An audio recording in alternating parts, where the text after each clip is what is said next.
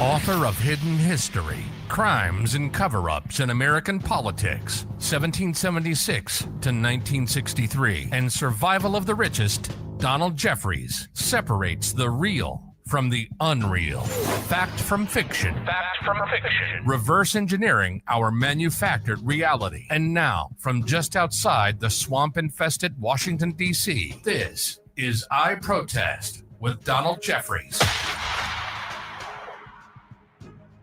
Welcome to I Protest. This is Donald Jeffries here with you, coming to you as we do every Friday at this time from just outside the swamp-infested Washington, D.C., as the man says. We have a special theme show, as you can see from my, half-ass costume that I have on, and from my guest, who is I guess it's the anonymous. I'm not sure who it is. No, this is Tom Siebert, who's been on before. He's very popular. You guys liked him.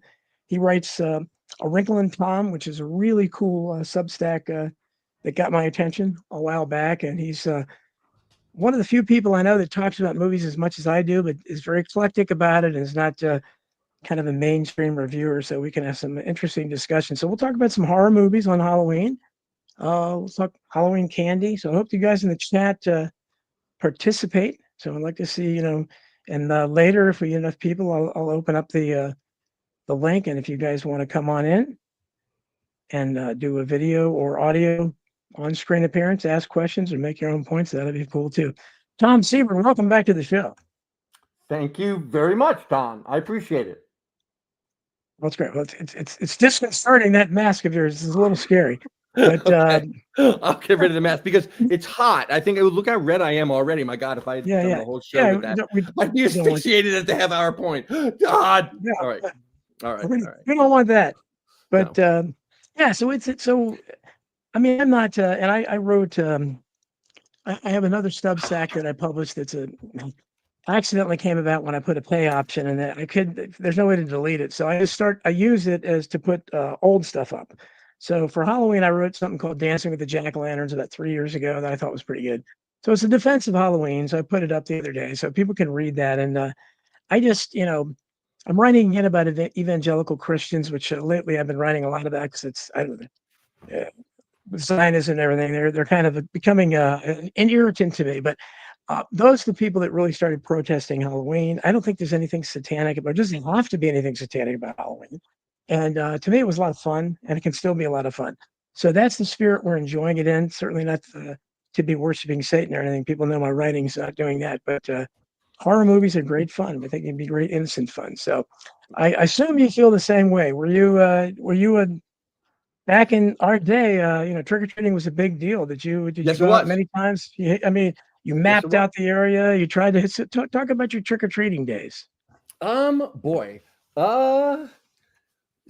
remember them. I did them for quite some time. I don't know that I remember them all that clearly. I don't even know that I could come up with one of my costumes. It's been so long. 50 years back would have maybe been the last time I went. I don't know. I mean, I think that my most, memorable Halloween experience actually came, I guess I can talk about this now since it's past the statute of limitations, was when I was writing for the Diamondback as a film critic. Me and one of the campus photographers broke into this illustrious cemetery in Washington, D.C. and took a picture of me just from behind, in front of this cross with just my arms coming out, like I was coming out from the grave. You couldn't see what I was doing on, and that was a very weird experience. It just was spooky to be there. So that's the Halloween I probably most remember. And then there probably were a lot of other ones where I got drunk or was on drugs in my 20s. I don't know. Sorry. To younger people, especially now, my kids still got to trick or treat.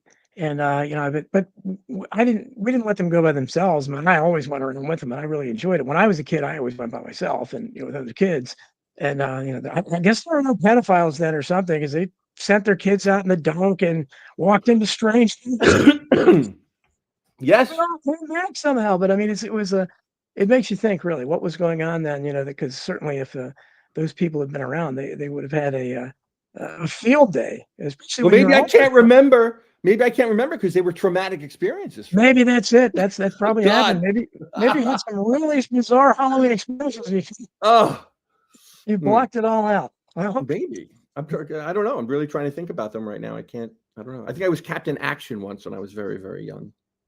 yeah, I think I was Dracula or Frankenstein. I don't even know I don't know what I was either. Probably some momentary thing. But our kids were usually non-monster thing. My son was usually superhero stuff, and I know he was a Power Ranger one year. My daughter was usually Cinderella or some kind of princess. Oh something yes, like that. yes. I could. Yeah. Yes, I could name my kids costumes now that you mentioned it. Yes, but my own. I don't know. Okay. Yeah, it's much. Yeah, it is hard to All right, that's a relief. Okay, good. Well, that's good because but I feel bad for the kids today because it looks like trick or treating has been all but eliminated. It looks like now it's trunk or treat is all the rage, which seems.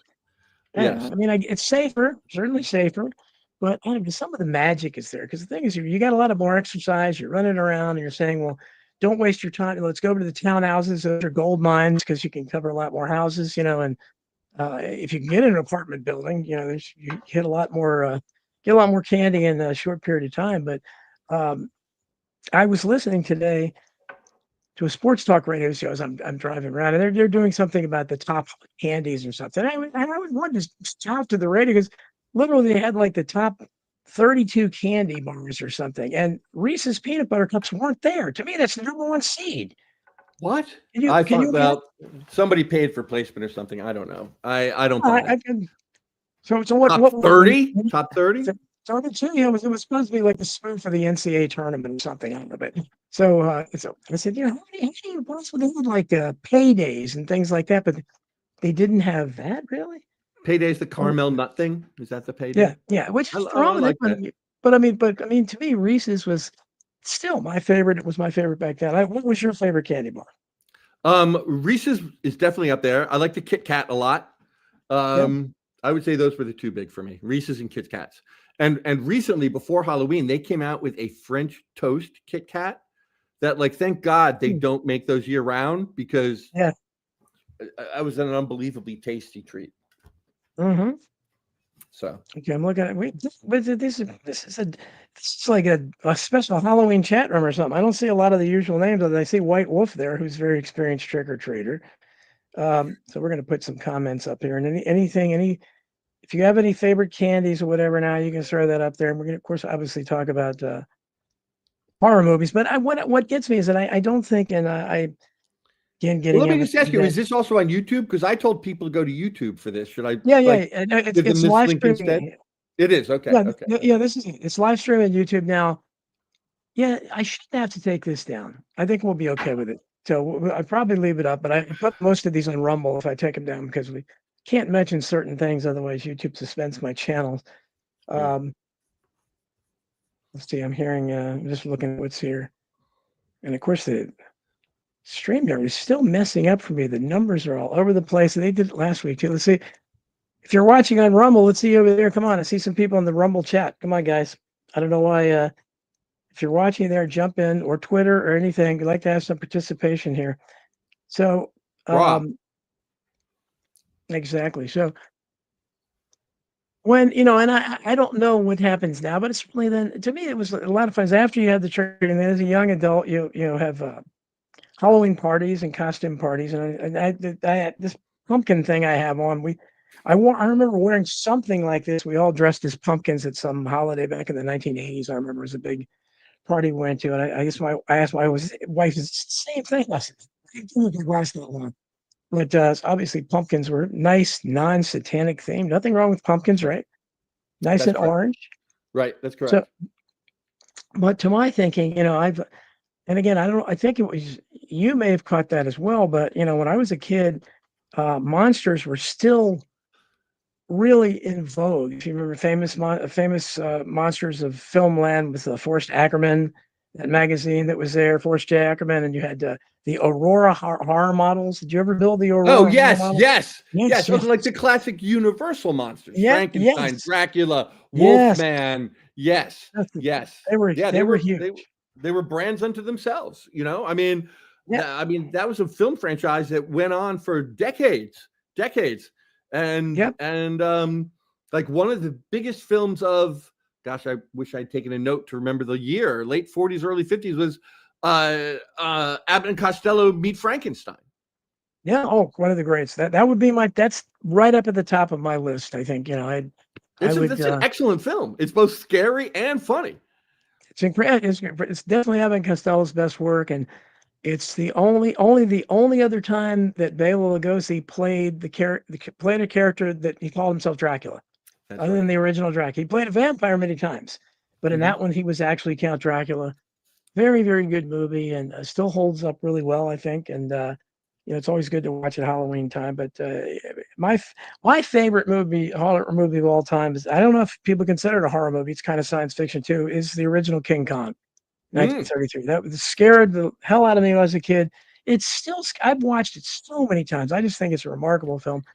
And still, when you first see him, that close up of this little automaton figure that they made in 1933, it still scares me. It's incredible. What do you? I mean, they've never been able to equal it. I mean, Peter Jackson's remake that 15 years ago was nothing compared to that. I mean, what are your thoughts on that? The original King Kong is a seminal film, and there is something about it that comes with the black and white cinematography and the stop motion action that literally adds like this movie magic across like time thing. Like, even though it's dated, it's still mystical in its way.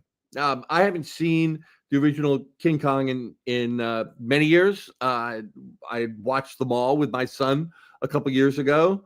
I dare say that the Peter Jackson film, the director's cut especially, is my favorite of the three of them.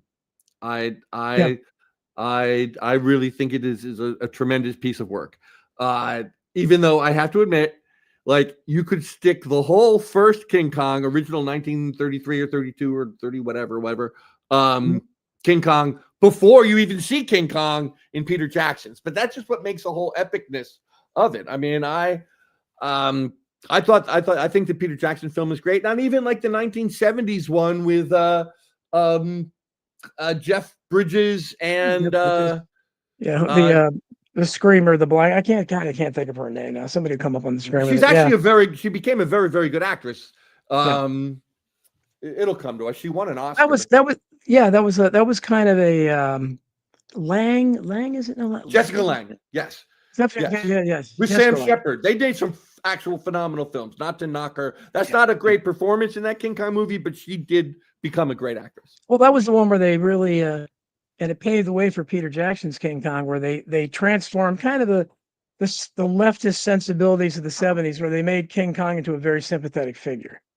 And the whole thing was that the man was exploiting him, and it was kind of an environmentalist thing where, we're taking him out, which they were. They exploit him. I mean, the whole, from the very first one, he's exploited. Like, whether he's really a beast or more human, like, he gets exploited. Yeah, it's Ron Helton says he tends to mix up scenes from the original King Kong with those of Mighty Joe Young. Well, the same people, Willis O'Brien was a special effects artist. I think that was one of the last films he did. Mighty Joe Young's another good one. I mean, it's pretty good. I mean, it has a lot of similarities to it, but they did a good job on Mighty. They didn't make him big enough, I don't think. I have not seen that film since I was like 12 or less, I bet.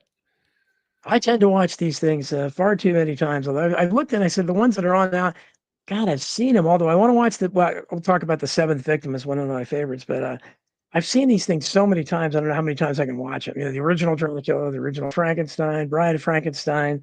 You mentioned The Mummy earlier. The original Mummy is my favorite of the early Universal monster films. Well, it's not that. What's interesting about that is that most of it is not. We don't see the mummy figure for a long time. It's very, very interesting. It's a very. But yeah, you're right. It's well done. And why do you like it so much? One of the things that I like about that film so much is that I can't put my finger on exactly what it is. There's something very wrong with that film. There's just like some movies that I've seen where there's just like a wrongness at the core, and they're not always horror films. I think that movie Ryan's Daughter with David Lean, which was like the last movie he made for almost 2 decades, and the star of it quit afterwards. This guy that they were grooming for movie stardom. That's another movie. Like you watch it, there's just something wrong with it. Something wrong happened on that movie, and I think the same thing happened with The Mummy. There's something about that movie that's just like got a wrongness to it. There's a darkness, and I can't put my finger on it, but like when it's over, you just feel, ugh. And the guy who directed it, that guy, I'd like to know more about him. Carl Freund. He only directed like 8 movies. He was better known as a cinematographer. And he was a cinematographer for some like really influential films like Metropolis. He was the cinematographer for Dracula. Yes, he was. And most of the people that starred in that believe that he was more of a director on Dracula than, because Todd Browning kind of sleptwalked through it for whatever. Yes. I don't know why. Yeah. But I think Browning was a heroin junkie for some of his life, at least, right? I don't know. He was a weird guy. I don't know about heroin. Maybe he was a strange guy. Okay.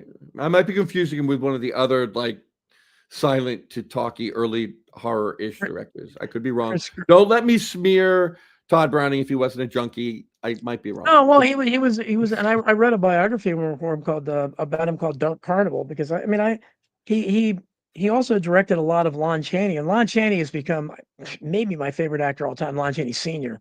I just think he was incredible what he could do with his face and everything. But Todd Browning directed a lot of his movies. He was in this dark world, and he walked the walk. I mean, one of his jobs, and he wanted to do it, was in a sideshow where he was buried alive in a coffin, and he had like a thing for air, and like he had malt balls or something that he ate and he would stay there for a couple of days, and it's something he wanted to do. So how bizarre could you have been? Because how much could he have been paid? It's not like he was paid millions of dollars probably for it. It's probably low paying. So it comes through in his work.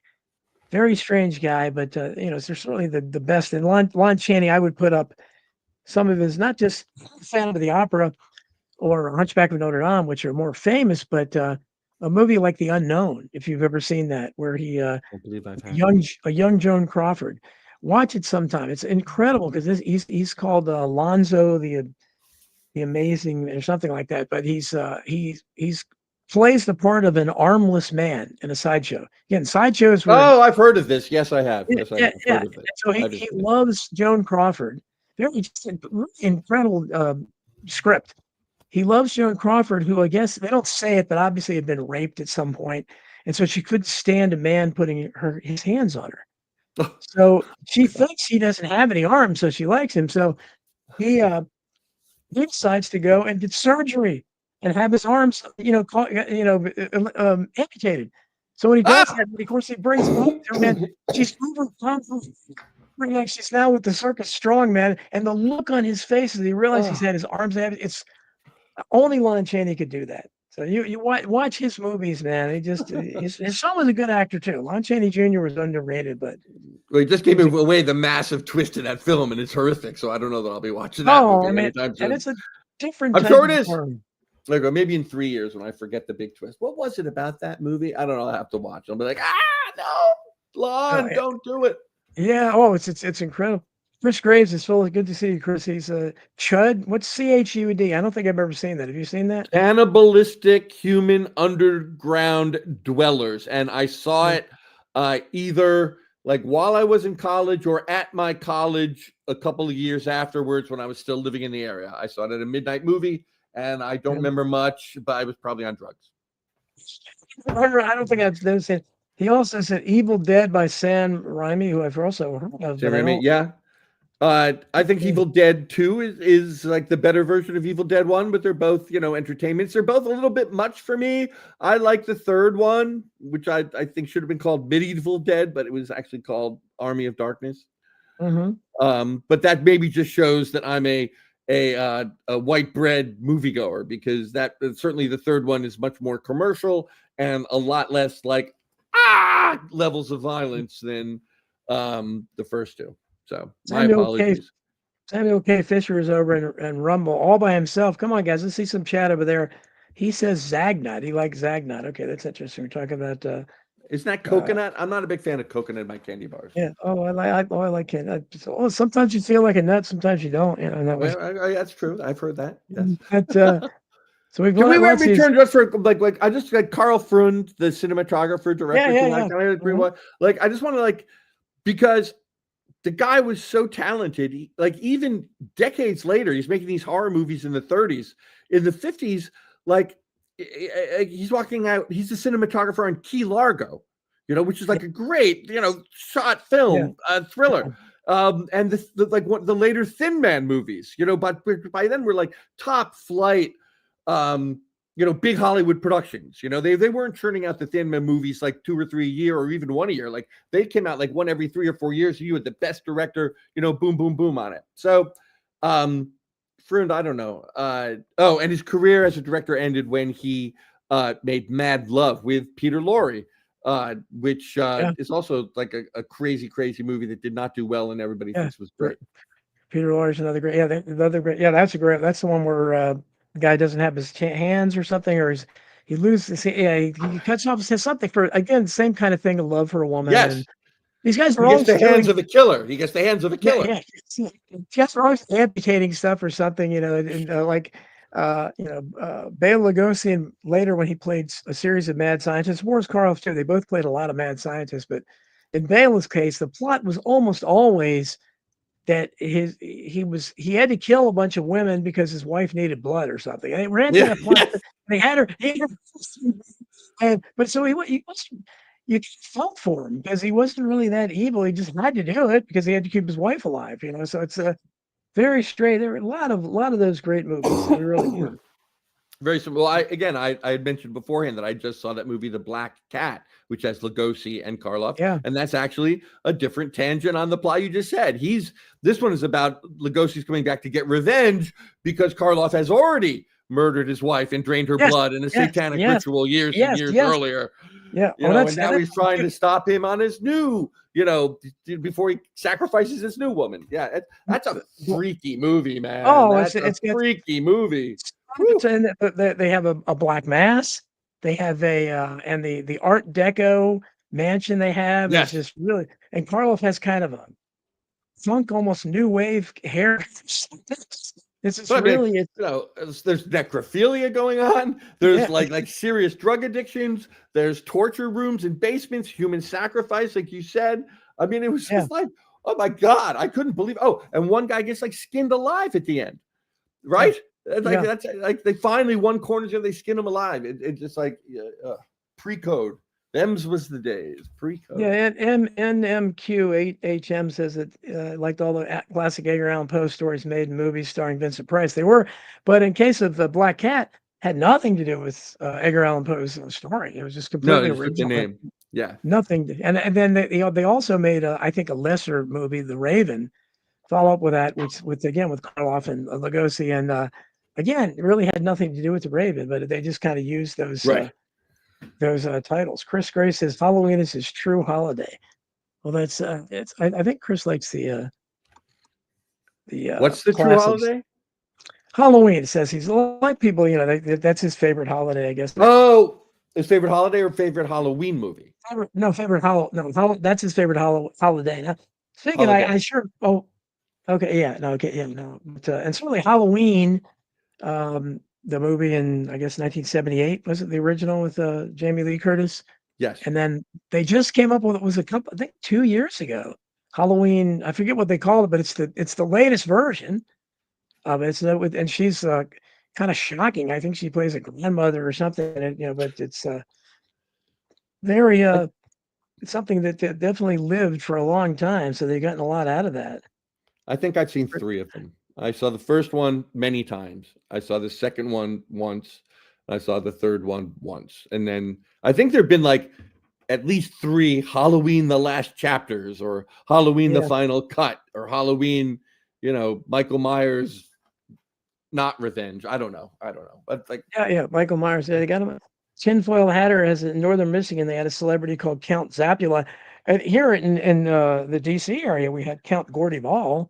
And they had, I'm sure you had one in your area. We had somebody that dressed up SCTV spoofed it with Count Floyd. Yes. And that's who did you have in your area? I don't know where you were at. It was we had Soupy Sales when I was growing up, and he did have a vampire character, but I can't remember what it was. But yes, we Did you had grow up Soupy in? Sales, Jersey, New Jersey. What I was gonna say, okay, that would be that area probably. Yeah. There was Soupy Sales, and I mean the benevolent Captain Kangaroo. I mean, but Soupy Sales was the more edgy, like if any, Right. yeah, You had like Vampira, and later you had what's she's still alive. She still Elvira. does. Elvira. So Elvira was L.A. Elvira was L.A. It was Soupy LA, yeah. Sales So, was New York and East Coast. And that kind of right. But typically they would have somebody that hosted. There's usually an employee. Count Gordy Balls chases a guy named Dick Dalzell, who I think was the only employee Channel 20 had.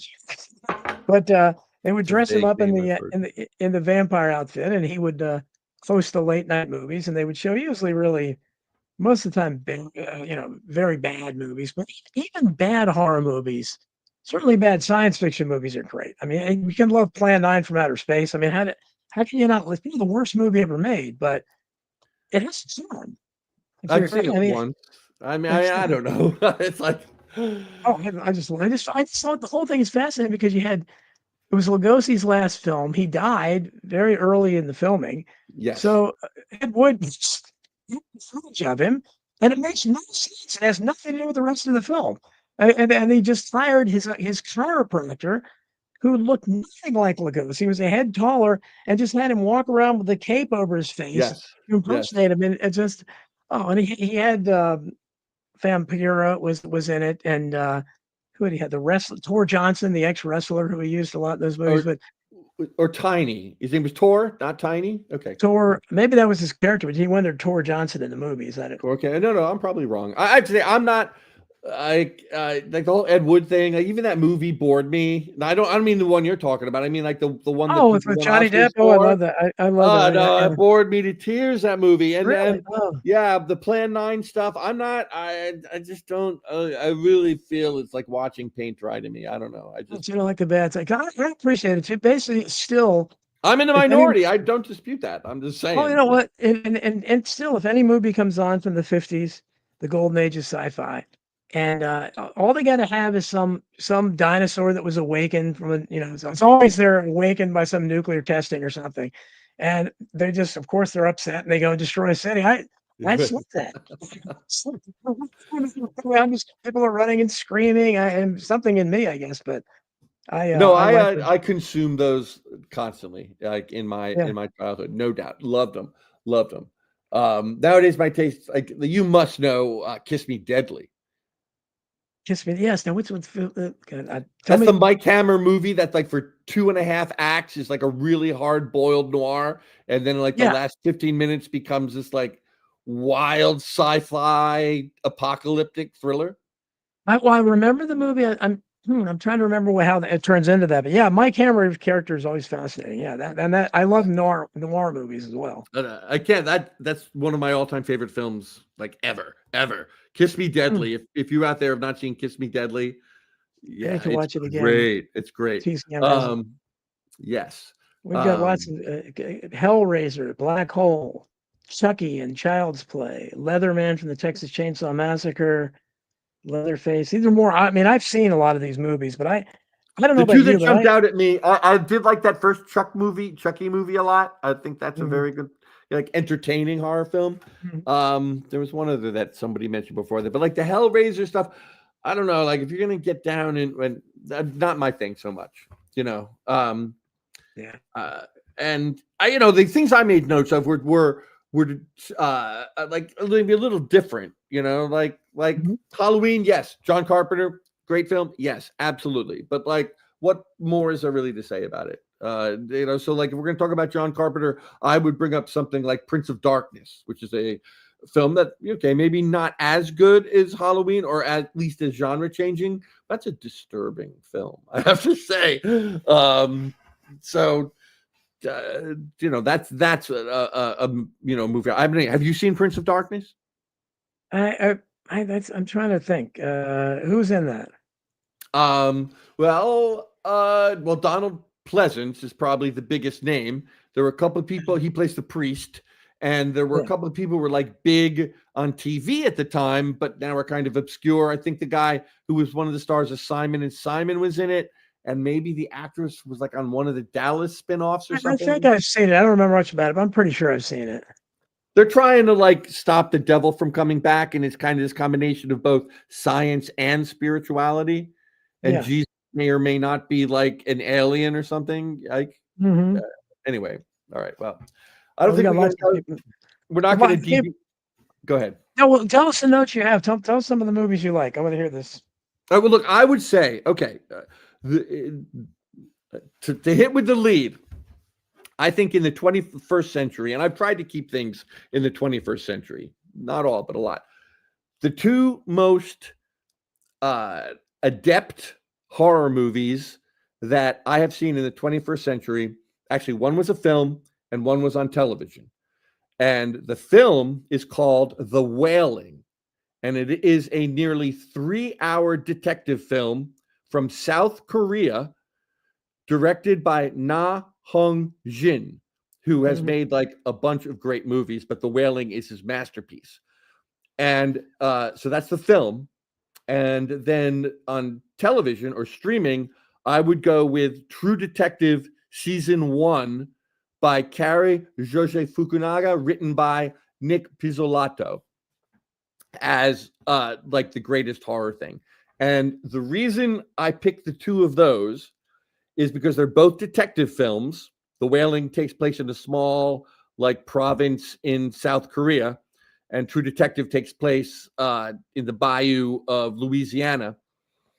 And both of them are basically a pretty good interpretation of what I have discovered in my life, where like when I was an investigative reporter, when you start like digging into this stuff, if you're a true detective or like the small town detective in The Wailing, when you like dig into like real evil, what you start detecting is like the occult and the supernatural. And in both of those shows and that movie, things start as just like a normal detective story. But then as more and more evil is revealed behind these crimes, you realize there is this supernatural horror behind it, much deeper than just personal crimes. And you're getting too sophisticated for me when you start talking about Korean film and everything. And, you know, oh man, The Wailing is so good. The Wailing is so good. All right, well, all right. So there's that. Those are the two things. We'll move on. Nosferatu. Did you see Nosferatu last year? Certainly. Yep. Did you see it in theaters? No, you're talking about the silent film or the No, remake? the one last year with Robert Eggers. I have not seen that. I saw the one with that was made about 10 years ago that starred what's the guy's name? Who was that? Kloskinski? Who played the actor? I forget the actor's name that played Nosferatu. That played the character that he got the look for it. He's a famous actor. I'm forgetting names all the time now. He was in the Spider-Man. He was Spider-Man's friend's dad. What's the guy's name? Willem Dafoe? Willem Dafoe. Yeah, Willem Dafoe. He played the character, and it was about the filming of Nosferatu. Oh yeah, I never saw that. That's right. I forgot about that. I never saw that. I don't know. Yeah, so, but I don't. I've not seen the more recent one though. Okay. Well, in brief, then I think that is probably the most cinematic film made in the past couple of years. I thought the Eggers Nosferatu was really work of genius. And to sit in the movie theater through that was very different. And the thing that movie reveals, and it should have won the cinematography Oscars. I wish I could remember the guy's name. Whoever did the cinematography, Nosferatu, you got robbed. I don't know who won it, but they couldn't have been better than you. It was shot on film, and the blacks in that movie, the night, you can like literally tell the different shades and tones, like from under a tree and a half moon or a full moon. I mean, just the movie is so beautifully shot.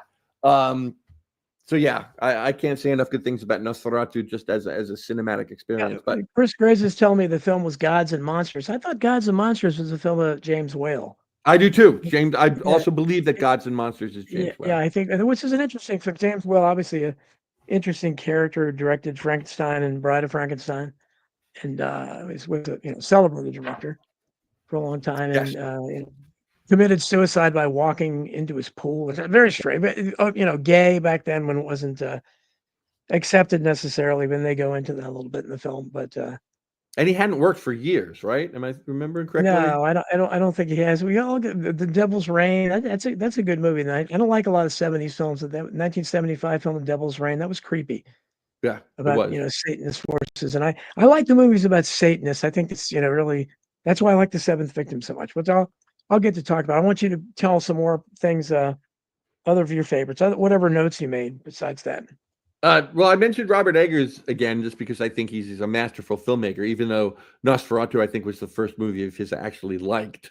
But I did see that movie, The Witch, which I always say The Witch, just because it's got that, the W thing there. But when I saw that movie, I felt dead inside for like days. So, I mean, that tells me he's a masterful filmmaker. But I mean, I hated that movie. But it's, again, I would say it's a 4-star film.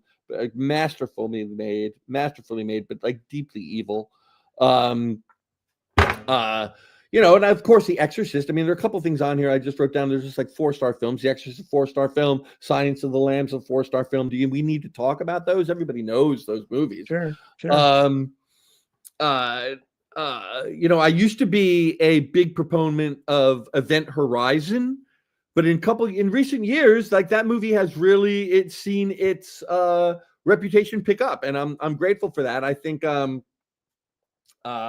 Critical Drinker, like he's probably the most populist, I would say, of the modern critics. He's become a big fan of Event Horizon.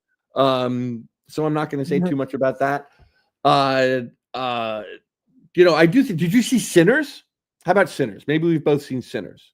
I don't. Who's in that? I don't think so. Who's in that? That is the one, like the Black Vampire movie with Michael B. Jordan. It came out last October, directed by Ryan Coogler. I don't remember Blackula. I thought that was no, it's not Blackula. Blackula's a good movie, though. Blackula's or an entertaining movie. Although again, I haven't seen it in decades. I mean, the name was so ridiculous. You had to go watch it. Well, it was another case too where there were so many of those blaxploitation films where the first one is like a crackerjack flick, man, like really good, like a B movie just done right, boom. And then it made a bunch of money. And like, oh my God, we got to turn it around real fast. And the second one like sucks and it like sinks the franchise, Much better than was it a Brooklyn Vampire with Eddie Murphy? That was kind of silly. That was pretty silly. I remember the woman in that though being absolutely stunningly beautiful. That's like that's my takeaway from that movie. Like okay. Because I don't remember much else. Was that 80s or something? I don't think it was. I think it was the 80s. Yeah. And Society. Have you seen Society? Wait a minute. Before we get off Sinners, so you haven't seen Sinners? I mean, I think it's the best movie of the year so far. The only way I watch new movies is we have streaming services, so most of them are staying in the theater for such a short period of time now. They'll be on in a couple of weeks. So now, when was it out? It might be on there now. Yeah, it is. No, I think it's on streaming now. I think it was like back. Yeah, because like I would love to, like, I think I have a couple insights about Sinners that like I haven't heard any other critics say, but I'm not going to say them now if you haven't seen it. So I guess I'll let you check it out. No, I'm not. Again, I'm not as up to date on the newer films because I'm obviously locked in the past with the classic. I see The Wicker Man. The Wicker Man is very good. That's a disturbing movie. Yeah, very disturbing. And because there's a remake too, Poltergeist. I can't watch because of what happened to the cast. The one girl that was murdered, and then the young girl. They're back. I mean, I think she was murdered too. To tell you the truth. Yeah, died from murderous levels of injury. Yes, even worse. Yeah. Yes. They, like I said about Ryan's daughter, and like I said about The Mummy, Poltergeist is another one of those movies where I just think it's a foul film. Something was going wrong on that movie. Like Poltergeist left me feeling dirty. That's a foul film. Yeah, yeah. And again, what happened to the actor? I think I saw it, I guess, originally back then, but with what happened to, especially the little girl, So I think the last one, she died before the one. They still used her to say they're back, and I said I'm not going to watch that after what happened to her. Yeah, I don't know. I saw the first two. She's in like the first two. Is she in the third one? I can't remember. I don't know. Maybe whatever one it was. Yeah, I think they used her. Maybe not. I don't know. I don't know that much about it. But there's also like there's a lot of stuff to be said about Poltergeist. And I've said it decades ago. I probably should write it down. But like that whole thing, like they're here. Like maybe there are like evil entities coming into our world through this television. They're bringing these foul messages and pushing society's transgressive limits. By normalizing these things, that television does, or lying to you through the news like television does. Yeah, exactly. That's what I'm talking about. So, yeah, so we have I mean, you're obviously, you have I think a broader view of things. I believe every movie is two movies. Every movie is two movies, even the terrible ones. There's the movies for the profane, the masses, the muggles. And then there's this movie that's been made for everybody else, all the people in Hollywood, for one thing, but like the people who know. And once you see that, I mean, you can see this stuff in all these movies. And actually, they're getting worse at it because they're just being so lecturing. They're just being so whatever. That's a whole separate thing. And that's the problem, I think, with a lot of modern horror movies. Hitchcock, I love Hitchcock, and he and the original Universal horror films, there was no blood. They didn't show anything, and that Hitchcock built suspense by not showing anything, and I thought that was great. Like somebody mentioned, I think Psycho still probably. What do you think? Your thoughts on Psycho? I think that's still one of the scariest films.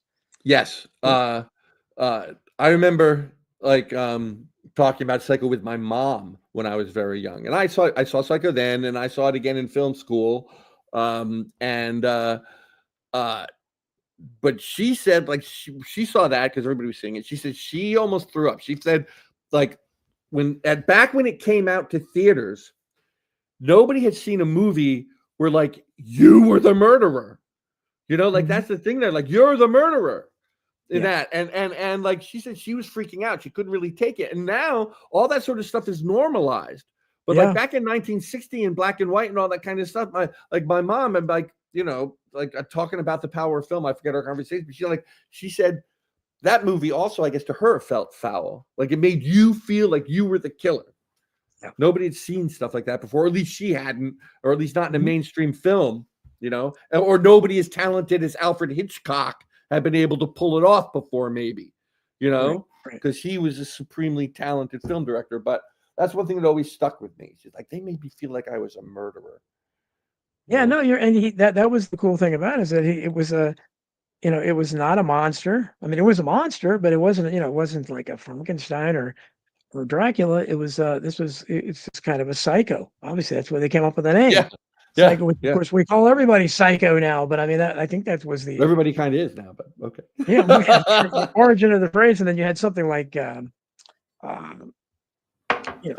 killer that Anthony Hopkins played. That's I think very derivative of the same kind of thing. And I think that Anthony Perkins, I think that's one of the great performances in screen history. I just think that I don't think you can play somebody crazy that much, but they had a TV series on Psycho that it was on just recently. Oh, man, Bates Motel.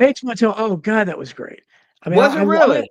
Well, it was very dark and disturbing, and sometimes I felt guilty watching it because it was really, it was nobody good on it at all. I would never like that show. Yeah, but it was just really well done, and the actor, the guy that played young Norman was every bit as good as Anthony Perkins. And I got him Freddie Highmore, I think it's it's not Freddie Highmore. Freddie, I can't remember, but he's a fantastic actor, really, really good. I just wish they had. Because the first few seasons, it was very nuanced, and you weren't really sure if he was doing this stuff or not. And then once they made it apparent that he really was a murderer, then I think it lost a lot of its appeal. Because when the audience knows what's happening, I like to be guessing. Mhm. And once they did that, I think the show kind of lost its charm. But that was a very, very good show, I think. But I'm thinking, what are some of your other favorites? Well, I just gotta ask, wasn't that Bates Motel? Was that a J.J. Abrams like thing? Oh, was it? Oh, maybe it was. It might not have been. It might not have been. I'm trying to think like why I like If it was, he avoided did it. it pretty well. So I mean, I don't know that it was, but I mean, I had The Ring written down just because that was a very frightening film, but that's another film everybody talks about. Have you seen Society? I don't think so. Is this a newer movie too? No, Society was made in 1989, but was not released in the United States until the early 90s. Oh, okay. It's written by my recent friend Zeph Daniel, directed by Brian Yuzna. It has a notorious third act with some really, really gruesome effects. But again, if you haven't seen it, I shouldn't really go into it too much because just recommend it. I have to check it out. So recommend Society. Society. I'm sorry I haven't seen a lot of these films. I want to see if we come up with some that I've seen. Let's see. Oh, wait a minute. Okay, here we go. And I have this buried down here in my notes. Back to Karl Freund again and how influential he was in American cinema and television, and nobody knew about it. Yeah. He did the lighting and the cinematography for the first 6 years of I Love Lucy. Yes, I was going to say, yeah, he was I Love Lucy. Yeah. Wow. Which Believe it or not. Yes. I mean, I Love Lucy was the show that made people buy televisions in America. It was the most influential, even more than Uncle Milty. Even more than Uncle Milty. Oh, okay. I am digging down. These are I have obscure horrors. A couple of these are some really obscure horrors. All right.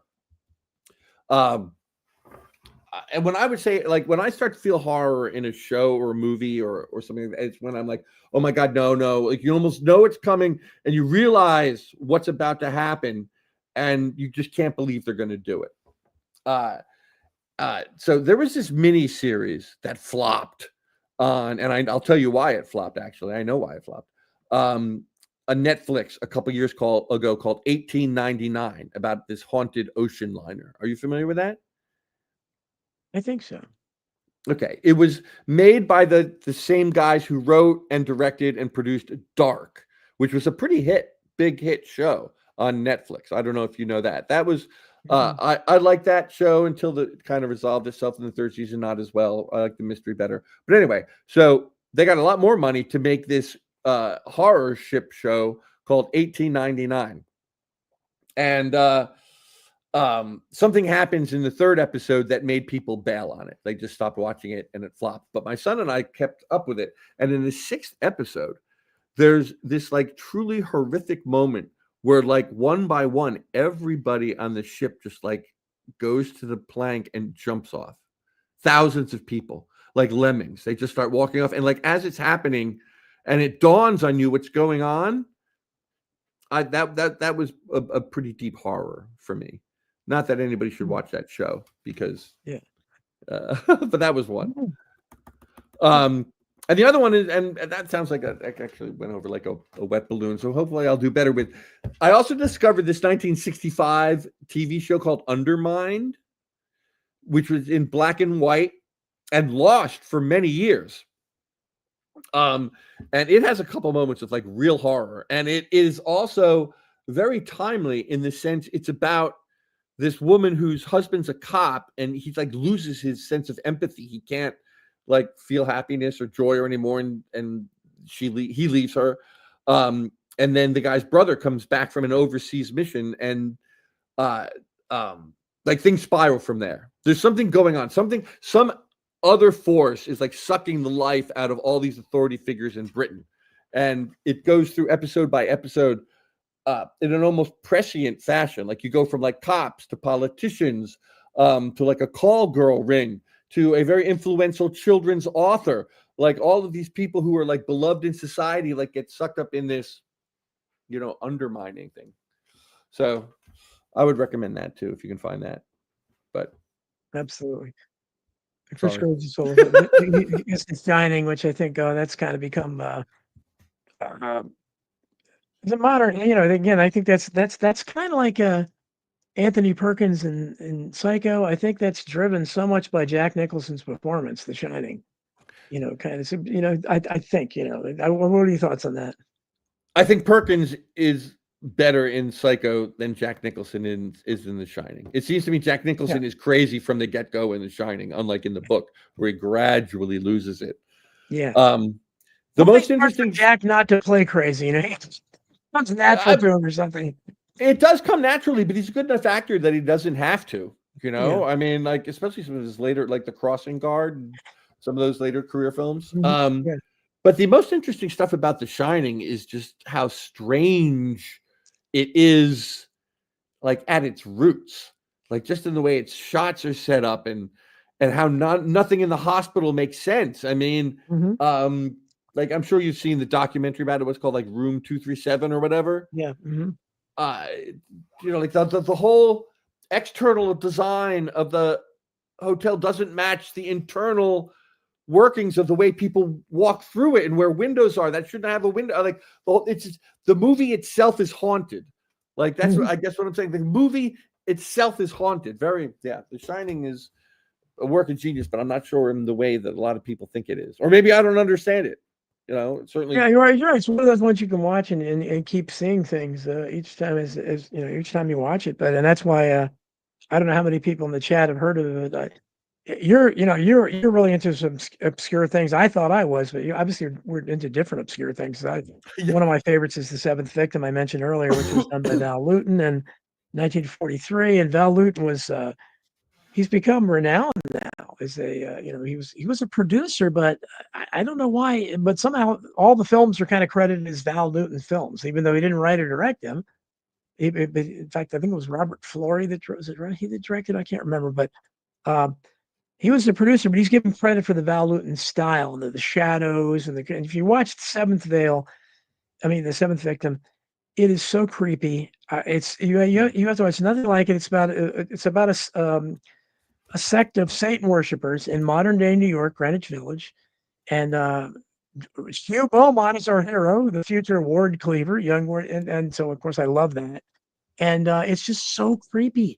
I mean, some of the way the people look, and they the fact that they openly worship Satan and they're trying to kill people, it's just really, really strange. I would urge anybody who hasn't seen it to see it. This is the same guy that did the Cat People, Return of the Cat People, Leopard Man, I Walked with a Zombie. Can't remember that, but lots more. But so if you you can go see that, and I'll have to try to look up some of the films you said. But give me some more, man. I hope it will be some more. Hold on, I'm looking up here because there is a Hammer horror film with a very similar plot to The Devil Rides Out. Have you seen that?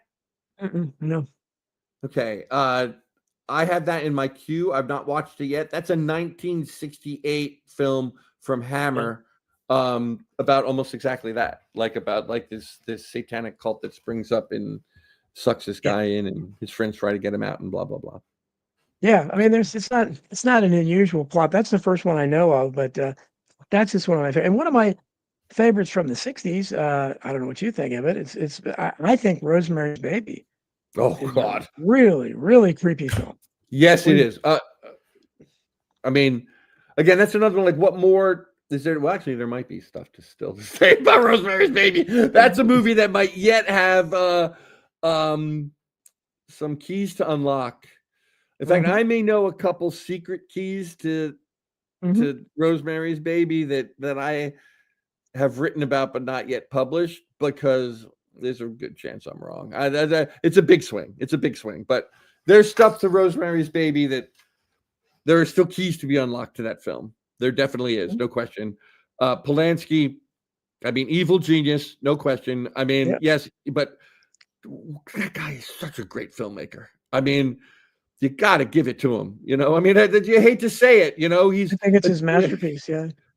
I mean, this is fantastic. And for those of you who know, I'm sure most people know that he was the husband of Sharon Tate, but somehow, I mean, he's not an odd couple, but later to apparently rape a 13-year-old, I guess, in the bathroom. And he's has been I guess it been barred from the United States since, but never prosecuted. But it's a great movie and it's creepy. And again, obviously, I like these films about Satanists because I think when Hollywood makes these films, sometimes it's almost like autobiographical, where they're letting you in a little bit to their world. Because I think Satan has such power in Hollywood Yep, that absolutely. they're familiar with it. And I think it's something like that. Cassavetes directed it. No, Cassavetes started it. No, And yeah. which he Well, did, Mia Farrow is the star. He's one of the and Mia co-stars. Farrow, who I love, and people cut her down. I mean, I think her performance is charming. You know, just these kind of really underacts, really underacts. You know, and I don't like her hairdo really in that, but she just kind of fits the role, and she looks sickly when she's supposed to, and everything. They make her look the right way, and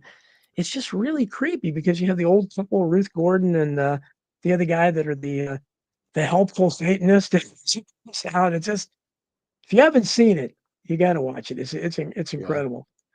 Yeah, I mean, I've only seen it once. I haven't seen it in a long time, and I probably should see it again. But I mean, I that was another movie that left me feeling very unsettled for days afterwards. Oh yeah, it's depressing. It really is, but maybe there's the best kind. But I don't know. No, it's a great film, unquestionably. Have you seen The Ninth Gate? Yeah, is that Johnny The Depp? Ninth Gate. Yes. Is that Johnny Depp, right? Yeah, Yeah. That was made much later in the 90s, I think. I didn't know Polanski made that. Oh, I didn't know that. Yes. Yeah. Okay, because he was already. They must have filmed it somewhere else because he was already Throughout out of Europe. the US. Okay. Throughout Europe. Okay. Yeah. Yeah. Somebody else. Depp is operating on behest of the Vatican, right? Isn't that the whole the beginning? He's Yeah. It's very creepy. And again, I love Johnny Depp too, so that was I have to watch that again. I have watched it. It's been a while though. Johnny Depp is one of America's greatest living film actors. You know, I mean, that's just the way it is. For what else he is he a great guy? Probably not. But is he a great actor? No question. Naturally creepy. That's why you didn't like Ed Wood. I love the Ed Wood. I love the Martin Landau impression of Bela Lugosi, and I thought it was Ed Wood fascinates me. I mean, he was I still think Bride of the Monster. I can watch it several times. I mean, it's obviously really bad, but there's again, I don't know. I think there is such a thing as something being so bad that it's good. You probably don't agree because I see you're more of a connoisseur of good film. I don't know what I'm looking for sometimes, but no, I clearly like some bad movies. I just I think I like mine bigger than that, like King Kong versus Godzilla. You know, like that's a bad movie. For sure. But I like that movie a lot. Even the recent ones, which are terrible, but once those monsters get fighting, I love it. Oh yeah, I don't miss any of them. I've never missed any kind of King Kong movie, even though I think it might be stupid, but it's they get me every time. Godzilla. I haven't missed any of those either. You know. I just want to say before we get too far past Johnny Depp, I wanted to name drop like my favorite Johnny Depp movie of at least the past 20 years. City of Lies. Have you seen City of Lies?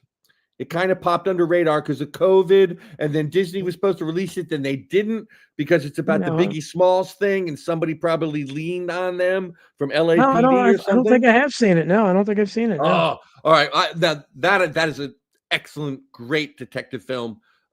With it's almost like True Detective with only one guy. Like it takes place like right after. Anyway, I don't want to give too much away, but it takes place like years apart, and Depp is like a younger detective, and then Depp years later when he starts to dig into the case again. And it's a real guy, and it's a real murder. And it's just like such a glimpse at the underbelly of how dirty and corrupt LA is. Sure. But Depp is great in it. You must have loved From Hell. Yeah. I mean, not as much as I might because I read the original Alan Moore thing. And I would say the Alan Moore thing is another work of like unbelievable, unparalleled genius. While the movie is like, maybe a little gratuitous, like dumbing down of it, but good performances and dark. Ooh. And dark, but also like colorfully, beautifully, vibrantly, evilly shot. Yeah. It was very good. It's based loosely, because I'm a kind of a ripperologist too. I used to study the Jack the Ripper things, and I think the royal family was involved. So that's what and Freemasonry. They took Stephen. God, I'm forgetting all kinds of names. The guy that wrote Jack the Ripper: The Final Solution, Stephen Knight, who I think they killed after he wrote the book. He was very young, but he exposed Freemasonry in England, and he talked about he named Sir William Gull, who this movie does as well. Right. And they kind of took his theory, it twisted it a little bit, but it was very bold for Hollywood to do that. I've never seen any other film where they expressly show high-ranking Freemasons like that. I've never seen any other film like that. No, Yeah. no, and it's even big. I mean, did you read the book, the graphic novel? No, I have not read that. Dude, you'll dig that, man. There's like Oh yeah.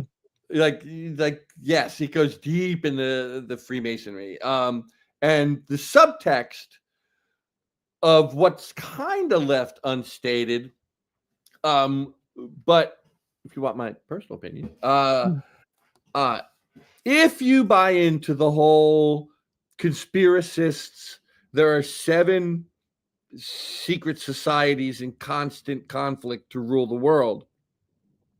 Sometimes to pull off occult rituals in which to steer humanity into a darker vein, the societies will align. And there seems to be a subtext to the Alan Moore book. I don't remember it so much in the film, but in the book, like you got the Freemasons, the Vatican, and the royal family all working together to pull off this like black magic spell working to shift the 20th century into this like horrific, darker, imagined world. And then they do it again. They don't talk about this in Hell or From Hell, but then the surmise would be that they did it again with 9/11 for the 21st century. Yeah.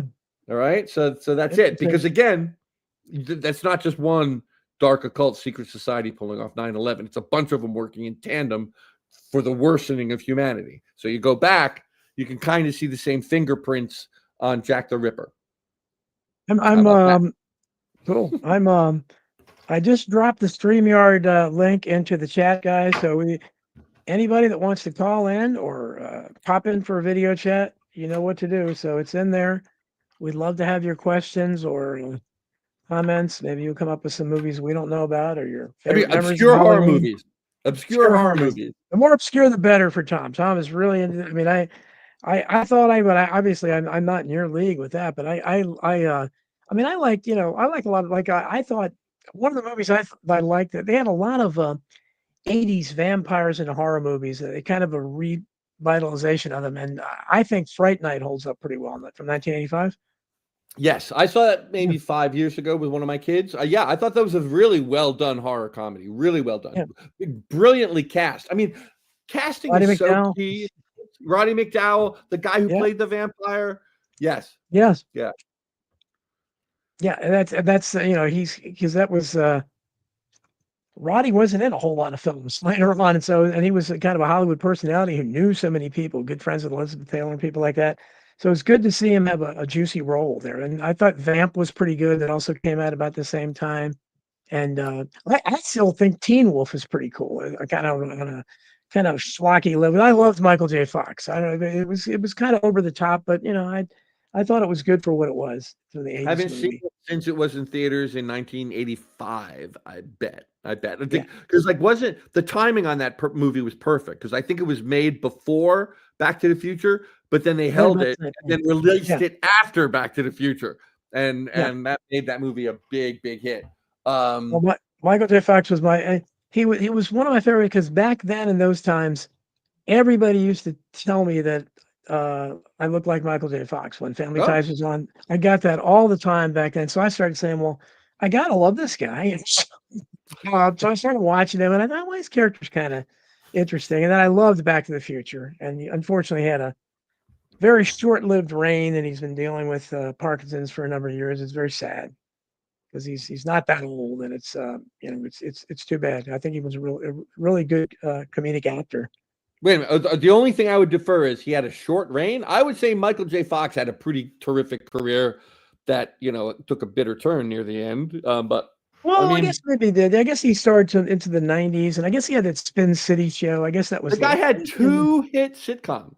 That is rare. I mean, like That's 2 true. hit sitcoms. I mean, Yeah, more power to you, Michael J. Fox. that's Um, true. Now as a movie star, however, I would say yes, his window was not nearly so large. Yeah, He had Back to the Future. Then he did have a couple other like rom-coms that were okay. He yeah. made the big push to drama in Bright Lights, Big City, and that didn't make it. That was kind of where like he was trying to make the move, and it didn't Mm-hmm. happen. It didn't happen. He'll always be known for Marty McFly and Back to the Future. Back to the Future holds up well. It's Excellent. considered, Yes. if you think of the 80s, that's maybe the quintessential 80s movie. I think. If you look I at would it, say Die Hard. I'm a Die Hard yeah, guy, but Back to the Future is great, indisputable. yeah, no, I think it's right there. Ghostbusters was it? Ghostbusters. Ghostbusters was 1984, and that's more of a comedy, but it's obviously got a lot of horror elements to it, and a Beverly lot of Hills big talk. Cop. Yeah, yeah. So it's somebody said Ghostbuster. Chris says Ghostbusters right ahead. Phantasm. I don't think I ever saw Phantasm. A lot of these movies I didn't see. I don't know, they just didn't interest me or whatever. I have I weird haven't seen it since I was in high school or college. I would bet when I saw Phantasm.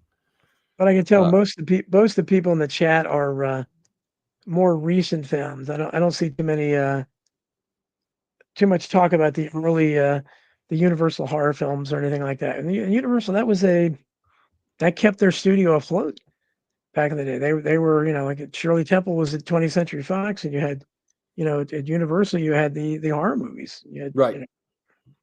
Right. And they've tried to bring them back. Universal's tried to resuscitate the Universal Monster brand. I don't know if you remember, there was that Dark Universe. Do you remember that when they tried to launch that a few years ago? Yeah, yeah. And it was a disaster. I mean, the Dark Universe is one of the greatest examples of just how remarkably stupid Hollywood is. It is like the Dark Universe was idiocy the way it played out. Tom Hanks in a mummy movie where he becomes the mummy, but he's not really a mummy. He's just now going to be like a superhero. Idiocy.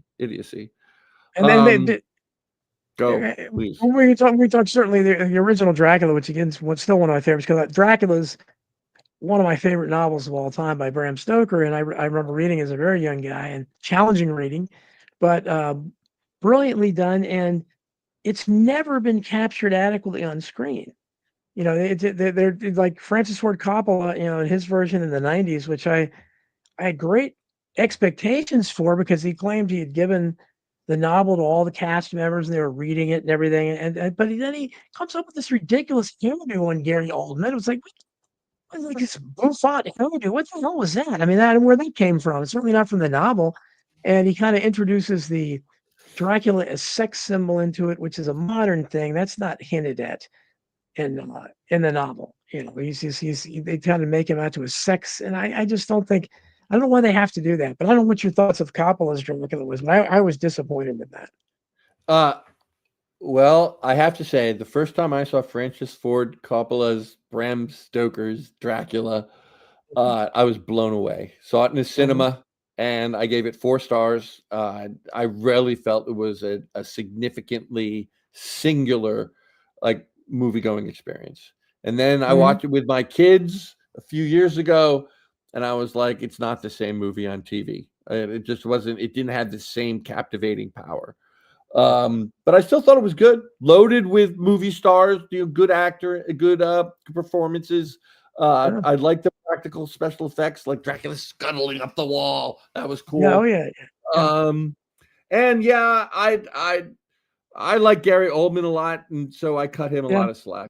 And yes, it was a different interpretation of Dracula as defined by the director and the actor, but I just went with it. I did. I mean, I think he was a magnetic actor playing a magnetic supernatural screen presence. Helen Rundell says I should be ashamed of never seeing Phantasm. I don't think I was in Phantasm. Maybe I've seen it, I'm just not remembering it. Who's in that?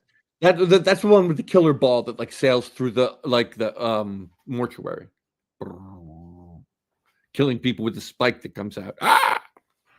I don't think so. I apologize for not saying that. You know, I've watched a lot of movies, but obviously I haven't seen what's the one. God, see, I like some low class movies. There's a movie. The late. Phantasm is pretty low class. Oh, okay, yeah. I mean, Well, low that's right. budget, low budget, low budget. Yeah, yeah. Bride of Frankenstein was very Chris. Somebody, I think somebody mentioned Night of the Living Dead. Now that to me, that's a Oh, really scary film. But again, it's just I can't watch it. It's too depressing. Has no yes. comedic relief at all. Right. It's kind of overwhelming. What are your thoughts? Again, a movie that I saw, I guess I've seen it twice. I don't need to see it again. It's an incredibly powerful experience, suspenseful, horrific, leaves you feeling dead inside for days. Yeah, You know, it's like, yeah. why do I want to watch that movie over and over again? Like, but yes, is it brilliant? Yes, it's a brilliant film, no question. Like, but I mean, once would have been enough. You know, I say that about a lot of movies and I end up seeing them again. You know, I watched Clockwork Orange. When I first saw Clockwork Orange, I was like, I am never going to see that movie again. And then I watched it like a couple years later because I was in Paris with people who hadn't seen it. And then my kid wanted to watch it. And I watched it again. And every time I see it, I feel dead inside for 2 days. Yeah. You know, it's like you catch different things. Oh yeah, no, it's and that's yeah, but yeah, you're right. And that's it's I remember I think I saw it. I remember seeing it when I was very young, and it scared me more than and I don't know. I guess because it was so bleak, and the openings or one of the scenes in the cemetery when they're coming. It just I don't know. There's just no real hero. I don't think you would say nothing.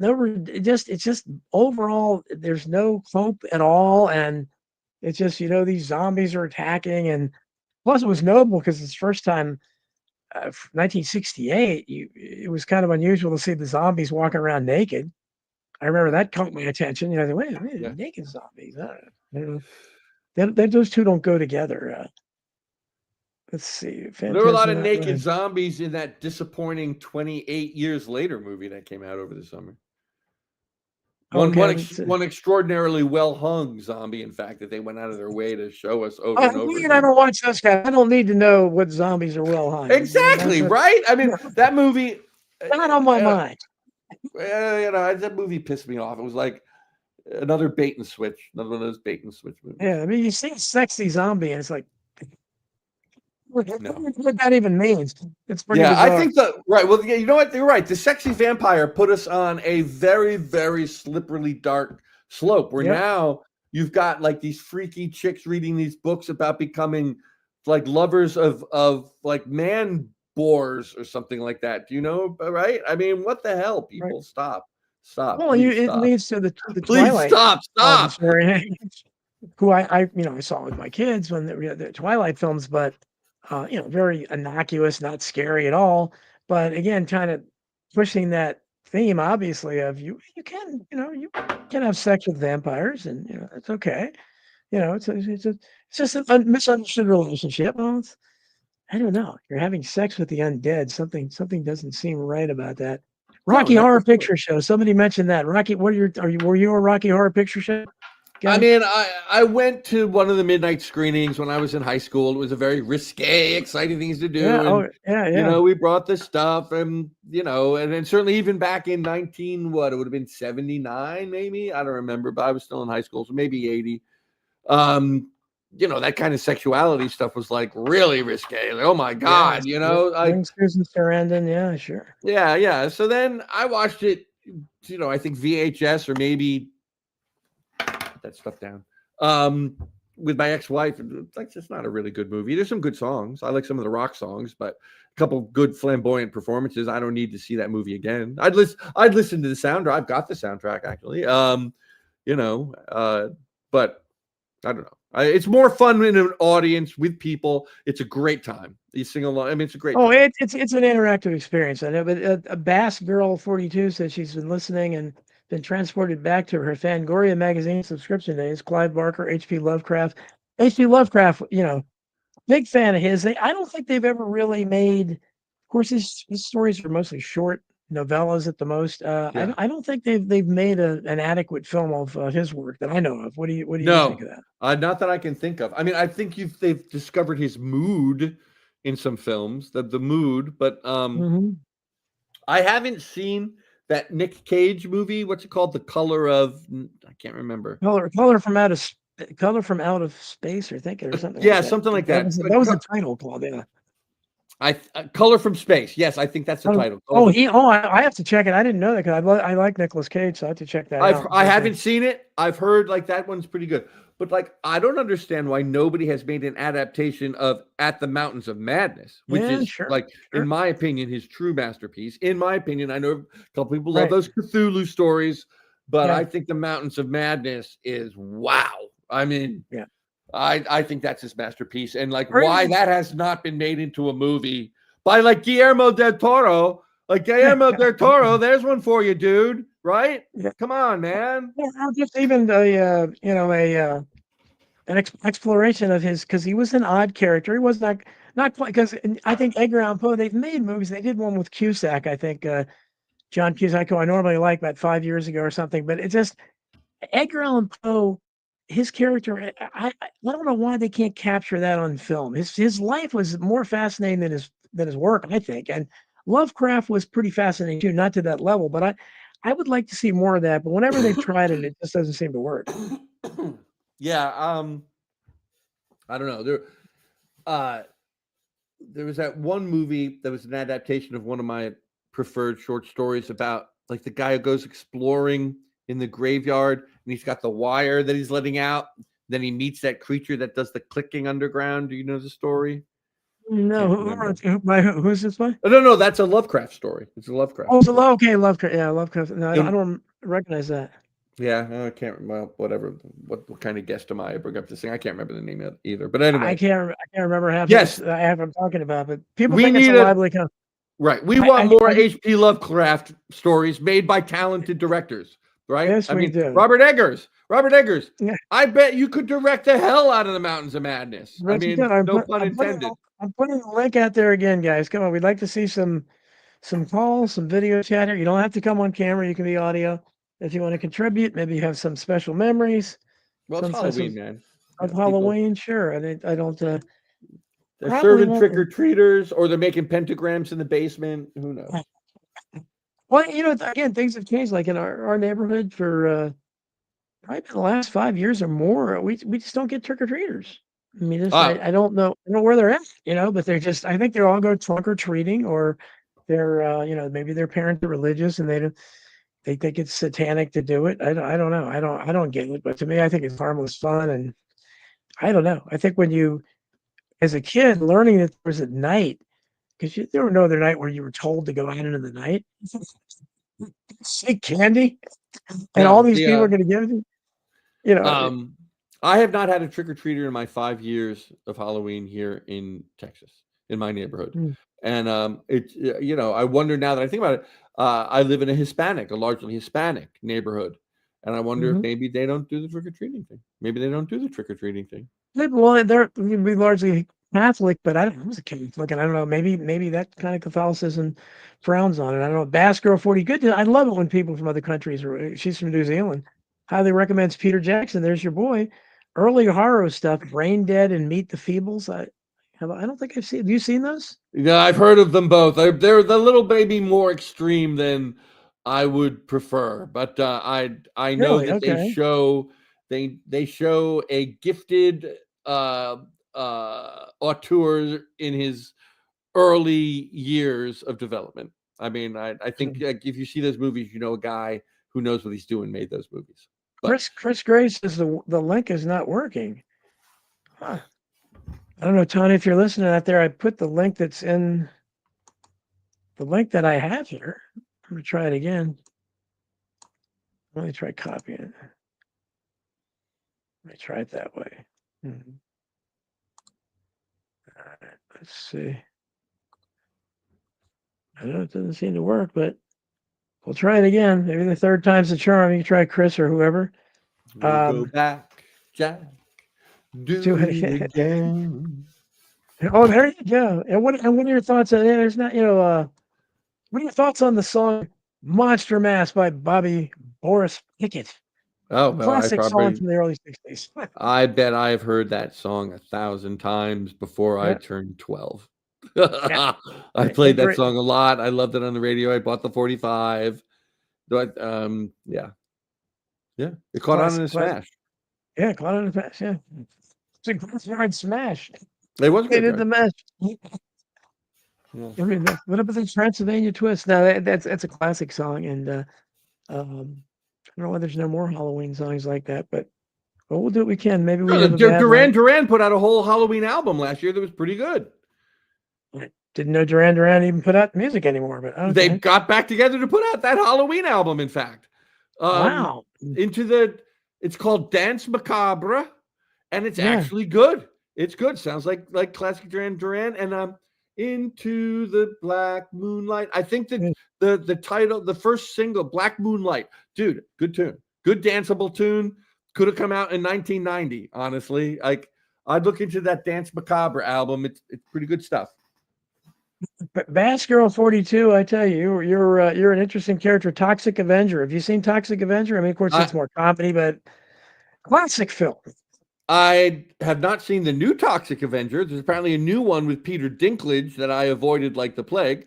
But I did see the original again at like one of my college midnight movies when I was in film school. I mean, it was completely ridiculous, but again, it's one of those films that I'm attracted to. Right, exactly. Again, I haven't seen it since it came out, and I think there's a very good chance I was on drugs when I saw it. But I remember being entertained. Kind of like Reefer Madness stuff. Yes.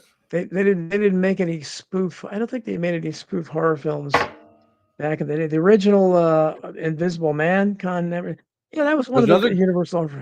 I think that was James Whale too, wasn't it? Isn't he first? Yes, I think he was. Yeah. And the original Claude. I think Claude Rains' debut when he wasn't pictured until the end because he was the Invisible Man, and then his face comes into view. But interesting. That was an interesting one. He's talking. Bass Girl's talking old is. I'm not sure what she's talking about there. But okay, I guess that link's not going to work. So we're just going to have to wing it. I was hoping we could get some people in here, but I'm not sure why the link's not working. Since I started taking these video callers, it's worked pretty well. I don't know why the link's not working today. Maybe it's spooked from Halloween. So I'm surprised I'm not seeing anybody in there. Nobody's really disagreeing with it. At least nobody here is saying that we're evil for celebrating Halloween. Because again, that was my Facebook thing. Is like, come on, it's House on Haunted Hill. Yes, the original Chris Buchan. I like it. House on Haunted Hill was it was great with one of my favorites, Richard Long, and Vincent Price, of course, is in it. Yep. Classic. And that movie's only like 75 minutes long, if I remember correctly, and it packs a lot of scares. Yeah, it's just really good. From the opening, like narration as they're driving up to the driving up, the various characters are driving up, and like I said, Richard Long who starred in a couple of the best Twilight Zone episodes that I liked, and was also in Nanny and the Professor and Big Valley, probably most known for that. Oh, was he the professor in Nanny and the Professor? Yep, he was the professor, and he was on Big Valley. He was one of the brothers, but he was in two of my favorite Twilight Zone episodes. Number 12 Looks Just Like You, where they're they're changed. Yeah, he was the male model, and then he was in Person or Persons Unknown, which again, Twilight Zone is kind of hard, but where they come up with a premise where the guy wakes up and in bed, he said, I almost had a hangover, and his wife starts screaming at him, "Who are you? Get out of here!" So he's lost his identity. So he goes to the bank. Nobody knows who he is, and so he can't prove his identity. He can't find his ID or anything. It's really spooky concept. Yes. I thought it's like the original Blob from the 50s. They made a whole TV show out of that. I don't know if you ever watched Nowhere Man back in 80s or 90s. Do you remember Nowhere Man? No, I should have watched it, I guess. I like that concept. Yeah. Vincent Price, one of my favorite. And certainly the Wax Museum that he made, 51, was a good remake, but I like the original Wax Museum from the early 30s, which was one of the Lionel Atwill, which was one of the I think Fay Wray's in it. And, yes, one of the first color films. It's like that two color process, so everything looks either green or red, but it's still pretty cool. But it's kind of a spooky film, and what's that guy's name? Lionel. What's his name? Atwill. Lionel. Yes, he's in your book. I mean, that guy was twisted. I remember that. Woo! He was a real life artist because he was a sexual guy, I guess, sexual demon. He had lots of wild parties. And apparently some of them involve very young girls. There may have been rapes that occur. I have it in the book, but he, his career, With you know, satanic undertones. I just want to throw that in. Yeah, Orgies with satanic undertones. And it's yeah, from, it's not new in Hollywood. It was going on in the 30s with big movie stars like Lionel Atwell, although he got caught and disgraced and had to leave. But nobody talks about that anymore. Nobody talks about the underage pregnant girl he had at his Christmas party, right? Who got like gang banged in a train, and I'm not making that up. I got that from Don's book. Right? Here's Chris Graves. All right. So, all right, Chris, let's add Chris. There he is. Chris Graves. How you doing, buddy? Hey, how you doing? Hello, Chris Graves. All right. I figured this program's right up your alley. What's going on? This is totally up my alley. Yeah, I would have had my own Halloween special a while ago, but unfortunately, I wasn't able to do that. But yeah, no, I've been trying to get through for a while, and I was just wondering, with your guest, what is his thoughts on the Nightmare on Elm Street franchise? Haven't seen them all. Was entertained by the ones that people told me were good, which was like the odd numbers ones, right? 1, 3, 5. I think those are the 3 I've seen. And 1, 3, and 7. Yeah, 1, 3, and 7. 1, 3, 7. Maybe I didn't see 7. Maybe I only saw 5. Well, 7 was Wes Craven's New Nightmare, where it took place in real life. It kind of did the first meta thing. Yeah. I did see that later on, like a streaming or cable channel or something. But ones I actually went to see in the theater, I think were 1, 3, and 5. And I think like what they were doing well was like what they did with the early Alien and Aliens movies too, where they weren't necessarily all like a straight up horror genre. They kind of like moved into sort of like action or thriller mystery. It wasn't straight up horror all the way through. So I thought that was a very and probably why it lasted 7 films. They kept it from being predictable. So not one of like my go-to franchises, but I think like it's a cut above. Yeah, I think they have better directors. I think they did a good job making up genres. That would be my take, but don't know it well enough to go too deep. The only reason I bring that up is because Robert Englund, who played Freddy Krueger, he got his Walk of Fame on the Hollywood Walk of Fame like a few hours ago. Oh, well, he made a lot of people a lot of money, so he deserves it. New Line Cinema. Yeah. There you go. He did. I really haven't watched Wes Craven. And Wes Craven, right? I mean, who? Yeah, Wes Craven, rest in peace. He passed away a few years ago of brain cancer, and he's actually buried on Martha's Vineyard. Really? I went to pay my respects a few years ago. Yeah. Oh, all right. All right. So you're a serious fan then. Okay. Oh, yeah. Okay. Well, he's a talented guy. What are some of your other favorites, Chris? I mean, I know a lot, but I don't know what that maybe haven't mentioned. I don't know. Well, you have John Carpenter, Halloween, which is actually kind of funny because John Carpenter just got his star on the Walk of Fame right before Mr. Englund a few weeks ago. So you got that. You have Psycho, Alfred Hitchcock with the late Tony Perkins. Tony, like I know him. Anthony Perkins as Norman Bates. And you also have Jaws, which some people might not consider a horror film. I do. And Steven Spielberg does. But a lot of stuff from like Wes Craven, like The Hills Have Eyes. It's an intense film. Well, I don't need to see that again. You don't. Yeah, no. In his first film, The Last House on the Left. I don't even think I saw that to the end. Frankly, I don't think I watched. But you know what?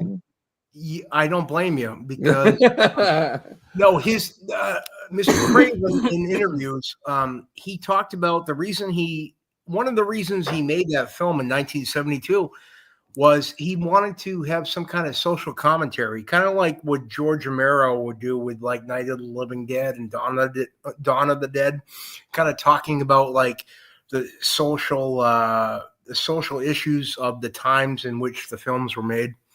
Mr. Craven was talking about how during the Vietnam War in 1971-72, when he was coming up with Last House on the Left, he was talking about how all the news footage coming back from Vietnam did not match like what Hollywood in terms of like maybe the old Westerns, when a cowboy would shoot somebody. Yep. He was talking about the real life implications and the gore and everything. And it wasn't so much, in his opinion, it wasn't so much to exploit the violence, but to show like reality on camera in a way that it never had been portrayed before, especially in Hollywood productions. And that certainly would be the rationale that I would have suggested he make if I was his PR guy back then, from my years on Madison Avenue. And I would also say to you, Chris, that I'm sure there is some truth to that. But if you got a low budget and you want to make some money, what's the old thing? Make the hall. What is it? No, and I think was it Craven who said, it might have been Wes Craven who said that. You got to make the walls bleed. Was it he who said that? I believe it was either Wes Craven or Toby Hooper who made it. Might have been Toby. Okay, Texas Chainsaw Massacre around the same time. On one hand, you know what? He was a gifted filmmaker, and willing to go halfway with you on that. Halfway. But the other half is like, he had to make a name for himself fast, and the best way to do it was with horrific stuff. And there's a long line of people who've done it, talented people. Peter Jackson is one, And Peter Jackson, you brought it up earlier. Peter Jackson, he made his bones on movies like Brain Dead. I saw the comments earlier. And Peter Jackson actually wrote a script for Nightmare on Elm Street Part 6 that didn't end up getting made, but he wanted to make a Nightmare on Elm Street movie. But I would prefer, do we need that? Or I would have rather seen The Frighteners too, frankly. Well, this was years before The Frighteners in 1994. Okay. All right. Yeah, so he was making his bones with New Line Cinema, which was the house that Freddie built, or what it was known to be at the time. So Peter Jackson and people like Johnny Depp and Wes Craven and Sean Cunningham, all these people, they came up through New Line Cinema, which ended up getting absorbed by Warner Brothers years later, and Time Warner and all that. But yeah, it was a launching pad for a lot of artists, the Nightmare on Elm Street series. That's why I brought that up earlier, especially Mr. England, like having his Hollywood, Walk of Fame star. Well, no, that's a good timely thing. You know what? And they did it the day before Halloween. That makes sense too. Okay, good. No, they did it today on Halloween. Oh, on Halloween. Fantastic. Yeah, well, exactly. I mean, he's made a lot of people a lot of money. He's made a lot of people a lot more money than a lot of other people on that walk, in fact. He's exactly. Robert Englund has printed money for people. So, and he was also a great dramatic actor too. Like back in the 70s, he was in the movie Stay Hungry, which was Arnold Schwarzenegger and Jeff Bridges. It was like a very early 5 Easy Pieces. The director Bob Rafelson, he directed that, and Robert went on to star as the friendly alien Willie in the TV series V for NBC. No, but I did see him in some movie a couple months ago. I mean, from decades back, but I can't recall what it was. He was kind of a successful character actor before he became, I don't want to say typecast, but let's say signature role. Yeah. I mean, he's not transcending that signature role. He's not getting. There's nobody going to be bigger in his career than Freddy Krueger. That's it, dude. Exactly. There's your signature role. That's it. Boom. And Don, that's why when you were talking about like Lon Chaney and Bela Lugosi and Boris Karloff, Robert Englund was the next generation of that in terms of monsters in cinema history. That's why. But he's more of a singular type. He's going to be known for Freddy Krueger. Yeah, that's he would be known for that character. But Lon Chaney, they had 1,000 Faces, a documentary about him from a while back the other day, and just look the way he could transform his look. And remember, he would have been great. He only made one talkie, which is a remake of The Unholy Three. It's not that great, but it's fascinating to watch because he also probably had 1,000 voices. He does, several voices in the films, and he was only 42. I mean, I'm And no telling. he created all the makeups, and they were very Yeah, painful. yeah, too. yeah. He had Yeah. the look he had. I mean, it just he's just fascinating. He fascinates me. It's very, kind of a tragic tale, but Yeah. he I just so obsessed. But there's one movie I haven't mentioned.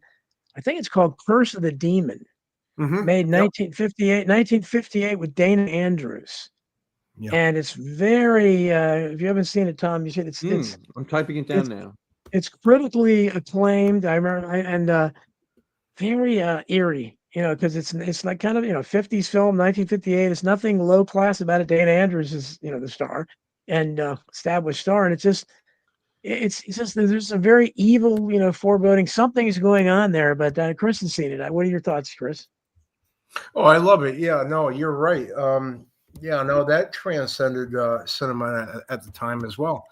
But the thing I wanted to ask you guys that I couldn't get on in time, George Romero's Night of the Living Dead. Did I hear it right? You guys weren't fans of that movie from 1968? I would say it is a 4-star film that I would never want to see again. Okay, yeah, I agree. All right. Yeah, no, I I find it very depressing. It is. Just over. I mean, there's no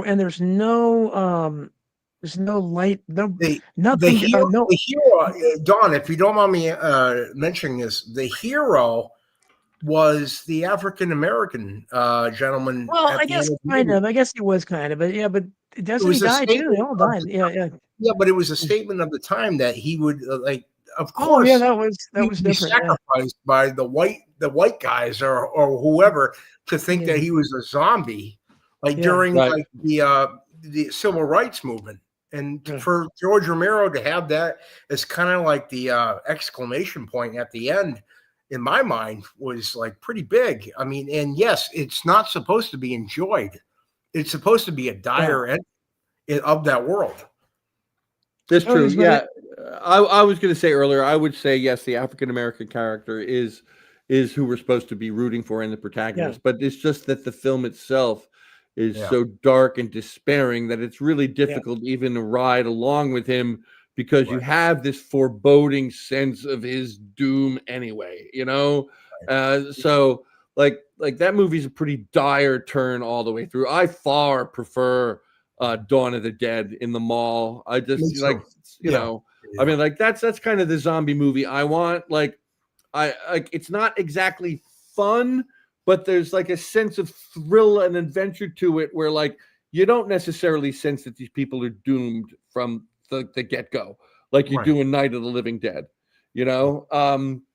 so yeah, I like, I never need to see Dead Ringers. I don't know if you're familiar with that film with Jeremy Irons. I was going to bring that up in the chat. Yeah, that is another, like, I will defend that film as a 4-star movie all day long. And David Cronenberg is a genius. And Jeremy Irons' best performance, even better than the movie he won the Oscar for. But I never want to see that movie again. Never. But to be fair, like a lot of Cronenberg movies, I can't watch again. Like with the body horror stuff, like Shivers and The Fly and everything. Or another great 4-star Cronenberg horrific film. What Existenz. Oh yeah. That movie was like The Matrix before. That movie was mind-blowing, unbelievable. I walked out of it, I was like, that is a work of genius. I never want to see that movie again. I really was like, oh my God. He also made a movie in 1996 called Crash, and not the one that people will know. I know. Like with Brendan Fraser and everything. I know that one. Crash was about people basically, for lack of a better term, people getting off on being in car crashes. Yeah, a car crash fetish. You can do it real quick. They have a car crash fetish. All right. Yeah. I didn't like that movie. I didn't either. Any of those, like even like at least in Existenz and Dead Ringers, like I was cared about those characters, which was why it's like so. Where like in Crash, I was like, I don't even care. Like these people, like I can't. Like Holly Hunter and people like that, like and James Spader, they're getting off on going and being hurt. Right. right. But even like their normal lives that they're trying to hide, like whatever. So the same one too with like the William Burroughs adaptation, right? Naked Lunch. Everybody Naked says it's Lunch. a great movie. Oh, I didn't like that yeah, movie either. I didn't care about the character. So Cronenberg has made some great films, but he's made some big clunkers too, as far as I'm He has, yeah. But like Eastern Promises, terrific film. The History of Violence. History of Violence, That great was a film. sequel, right? Was Eastern Promises a sequel to Nah, History of Violence? No, but very similar with the casting and sort of the tonality. But no, Viggo Mortensen. Yes. Okay. Yeah. No, I mean, Cronenberg has made a lot of great films, but I mean, I haven't seen any of his recent stuff because it just all sounds so horrific. Well, I go back to Videodrome and Scanners, and some of that stuff people might not like either. But sorry, Don, are we hijacking your thing? I'm feeling bad. That's no. You guys, sorry. it's fascinating. You guys know. I mean, I'm into more. No, that's more. I like some of the more modern films too, but I'm not into. And I know Chris likes a lot of the slasher films and stuff, and most people do. No, but Don, I like the Universal stuff too, like you were mentioning. Yeah, like for Dracula, Frankenstein, and everything. Yeah, too. I like the suspenseful stuff, and I think that too much blood is you don't show too much, and that's what Hitchcock knew until. But if you see Hitchcock's The Birds, which I love. I think it's a especially scary film on a strange subject, but that's the first time he showed a lot of gore. He decided he could. And I was he went overboard on his last movie. Remember Frenzy? Frenzy. Yeah, that was ridiculous. Wow. I mean, I was disappointed. Frenzy is his next to last movie. It's his penultimate film. Oh, that's right. What's the last one? Is Family Plot. His last.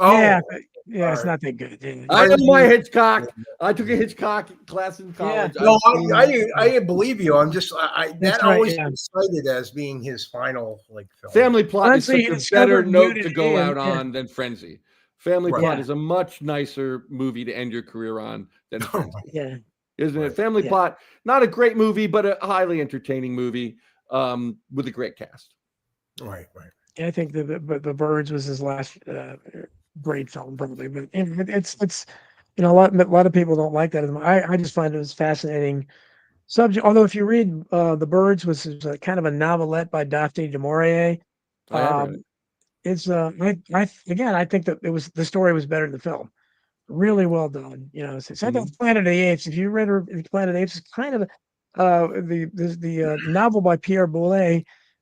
Much better than the film, even though the film is great. I thought it's a little different. Yes, it is. I mean, again, I read both those when I was either in high school or college. I haven't read them in decades. That short story. The thing is, Alfred Hitchcock used to put out books for like teens, with the short stories and stuff. Haunted House full. Yes. Oh yeah.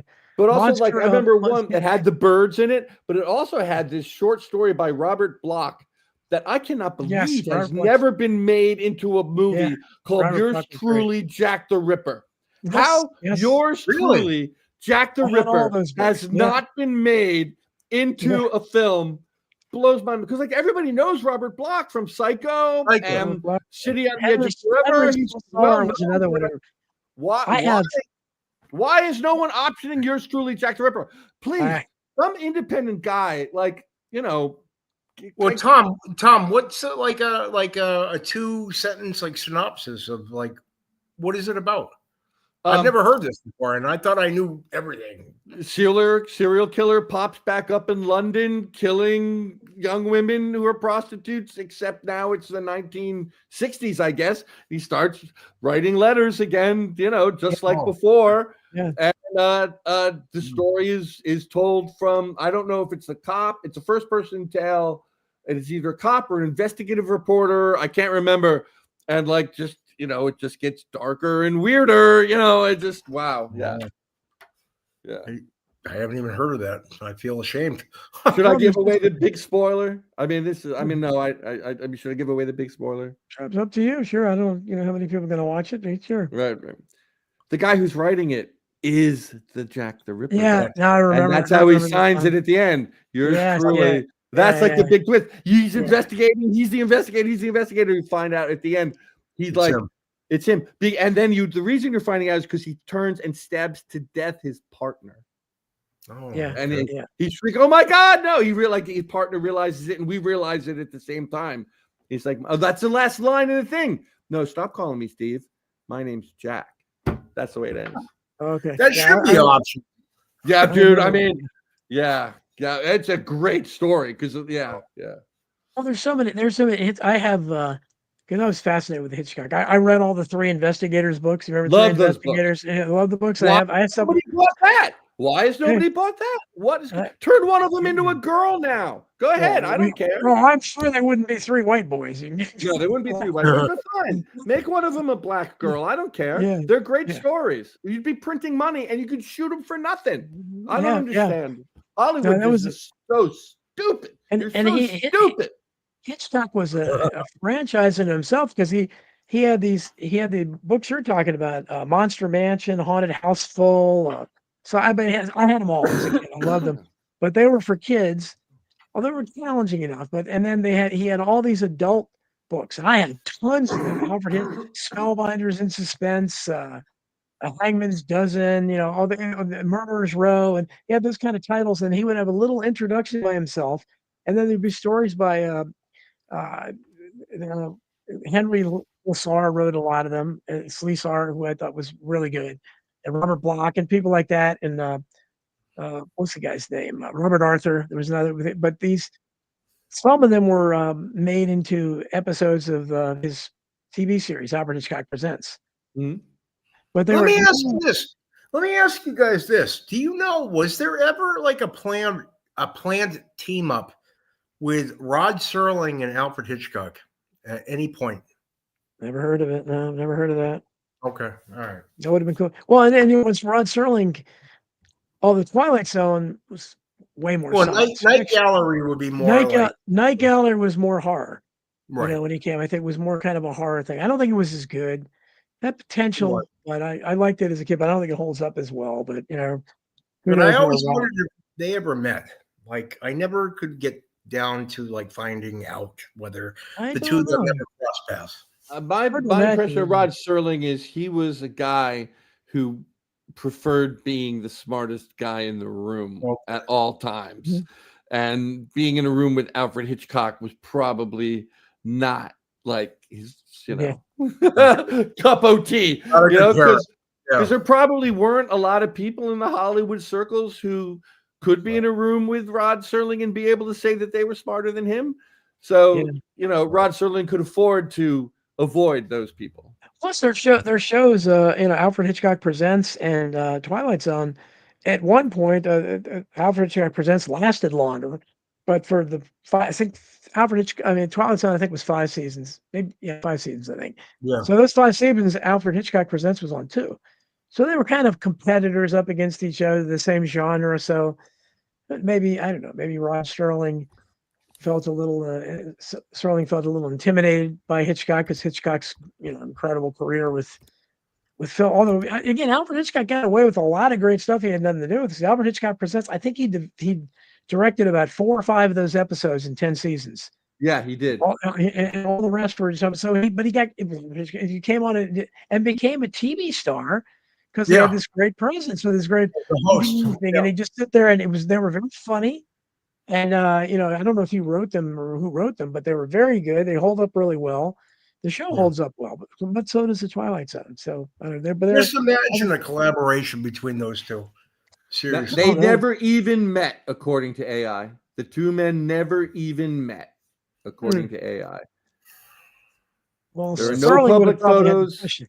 They never met or worked together on a project. That's interesting.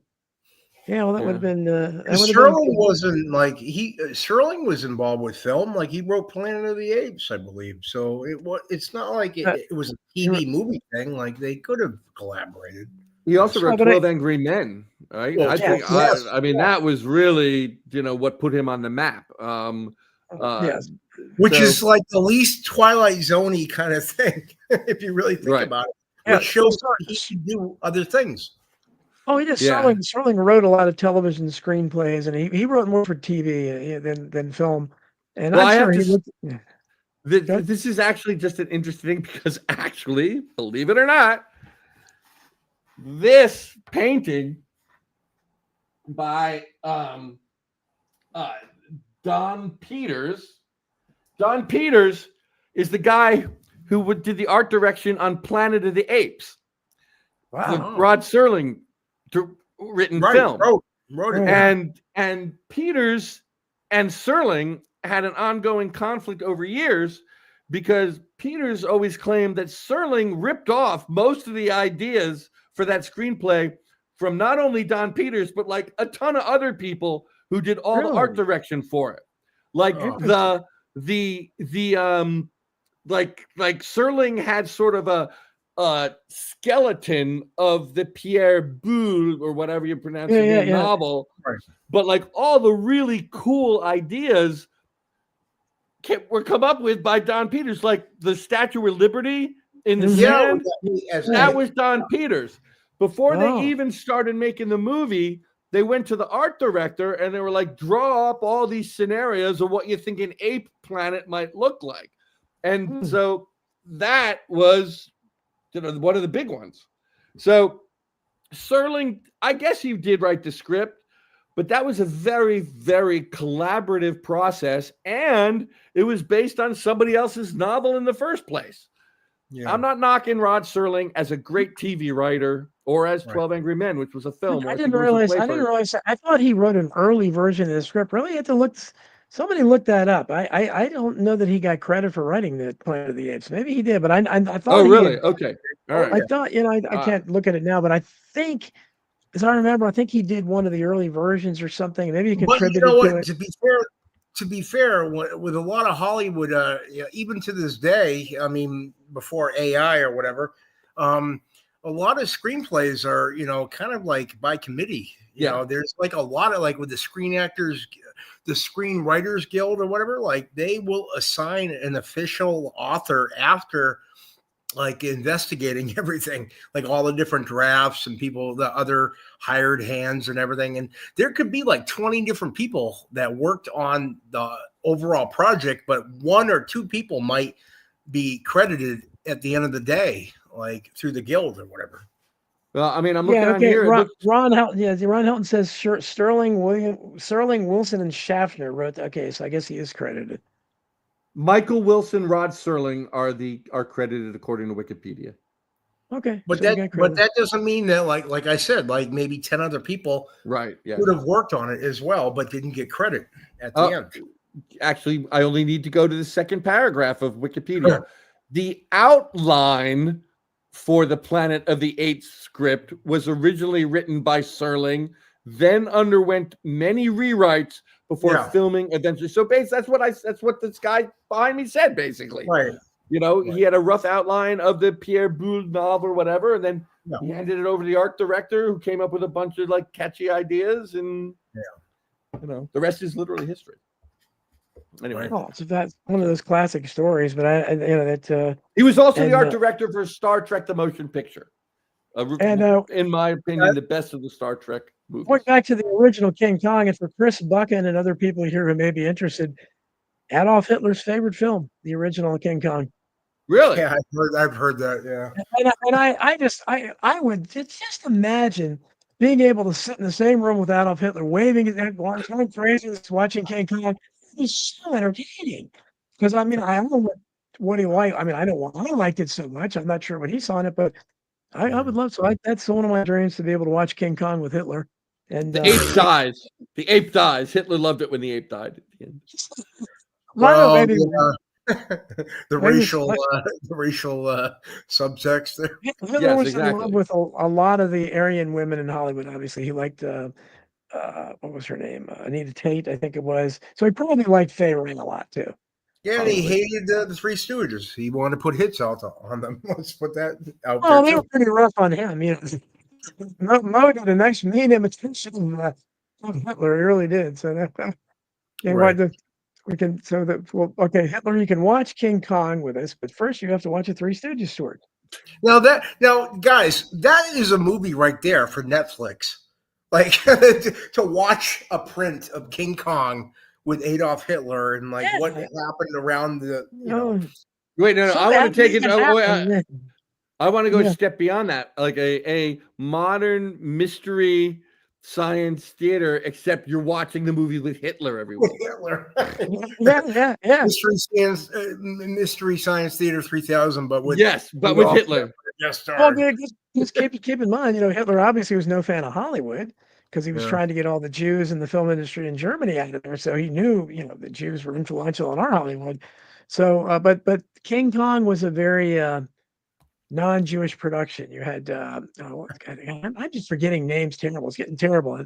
But the guys that directed King Kong, they were known for their true animal adventures, and they were very daring and everything. They go film. You've seen that thing where the tiger's climbing up the tree. And one of those guys filmed that. He's up in the tree, and you talk about having balls, So they were.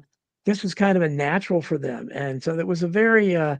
And I think they both fought in World War I, and had Cooper and Strohsack. Yes, Marion Cooper and Ernest. Marion Cooper. Yeah, I can't. But Marion C. Cooper. Robert Armstrong's character, the guys that's one of the problems I had with Peter Jackson's film is the casting. But yes, that is the problem with that film. Yeah, with Jack Black and Adrian Naomi Watts. Yeah. No, Naomi Watts nails it. I like Naomi Watts. Love her in King Kong. Well, I'm just saying she was in it. Yeah. Okay. Yeah. Didn't get that impression. I like in some movies you can tell when the director is in love, like with his star. Because she's luminous. She's absolutely luminous. Oh, can't blame him. And Peter Jackson and Naomi Watts in King Kong, that is one of them. I mean, she glows. Like David Lynch in a couple of his films. Like you can just tell he just loves this woman. With Sherilyn Finn. That's who you're talking with about? Sherilyn Finn. But no, Lynch does it. That's one. But I mean, he does it with who played Donna in Twin Peaks. She's luminous in that the first season. Patricia Arquette with Nick Cage and I see that one didn't do it for me, but I know it does it for some. No, but I'm like, more in like Blue Velvet. Who plays the good girl in Blue Velvet? That scene where she's giving that soliloquy in front of the church and she's just like beaming. Laura Dern. Oh my God. Yeah. I mean, you can just tell when a director truly loves a woman like that. You can literally see it. She glows. And Naomi Watts in King Kong, she's got it. The guys are miscast, but they crushed it with her. Yeah, crushed it with her.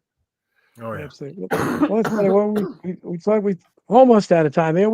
We've covered. I don't know if we missed anything. And we talked about a lot of movies. Did we miss anything, guys? Anything else you want to mention? I mean, I think The Wailing. I think everybody needs to see The Wailing. It's the greatest horror film of the 21st century, in my opinion. And the recent Eggers Nosferatu is way up there too. But that is an adaptation. The Wailing is like a brand new story and just so gripping. But Nosferatu is one of the most cinematic experiences I've had in movie going, since COVID. Check out the movie of Gods and Monsters, which was about James Whale. That's what I was trying to get through. Yes. It's about the filmmaker that made Bride of Frankenstein. It had Brendan Fraser and Ian McKellen, I believe, was in it too. Yep. Yes, he played him. Yep. Yeah, but check out. People are gonna think I'm joking around, but if you want to see a goofy horror movie that actually plays it up, from 1984, and I mentioned it before, Chud. Cannibalistic Humanoid Underground Dwellers, which kind of parodies the atomic movies of the 50s with the radiation and stuff.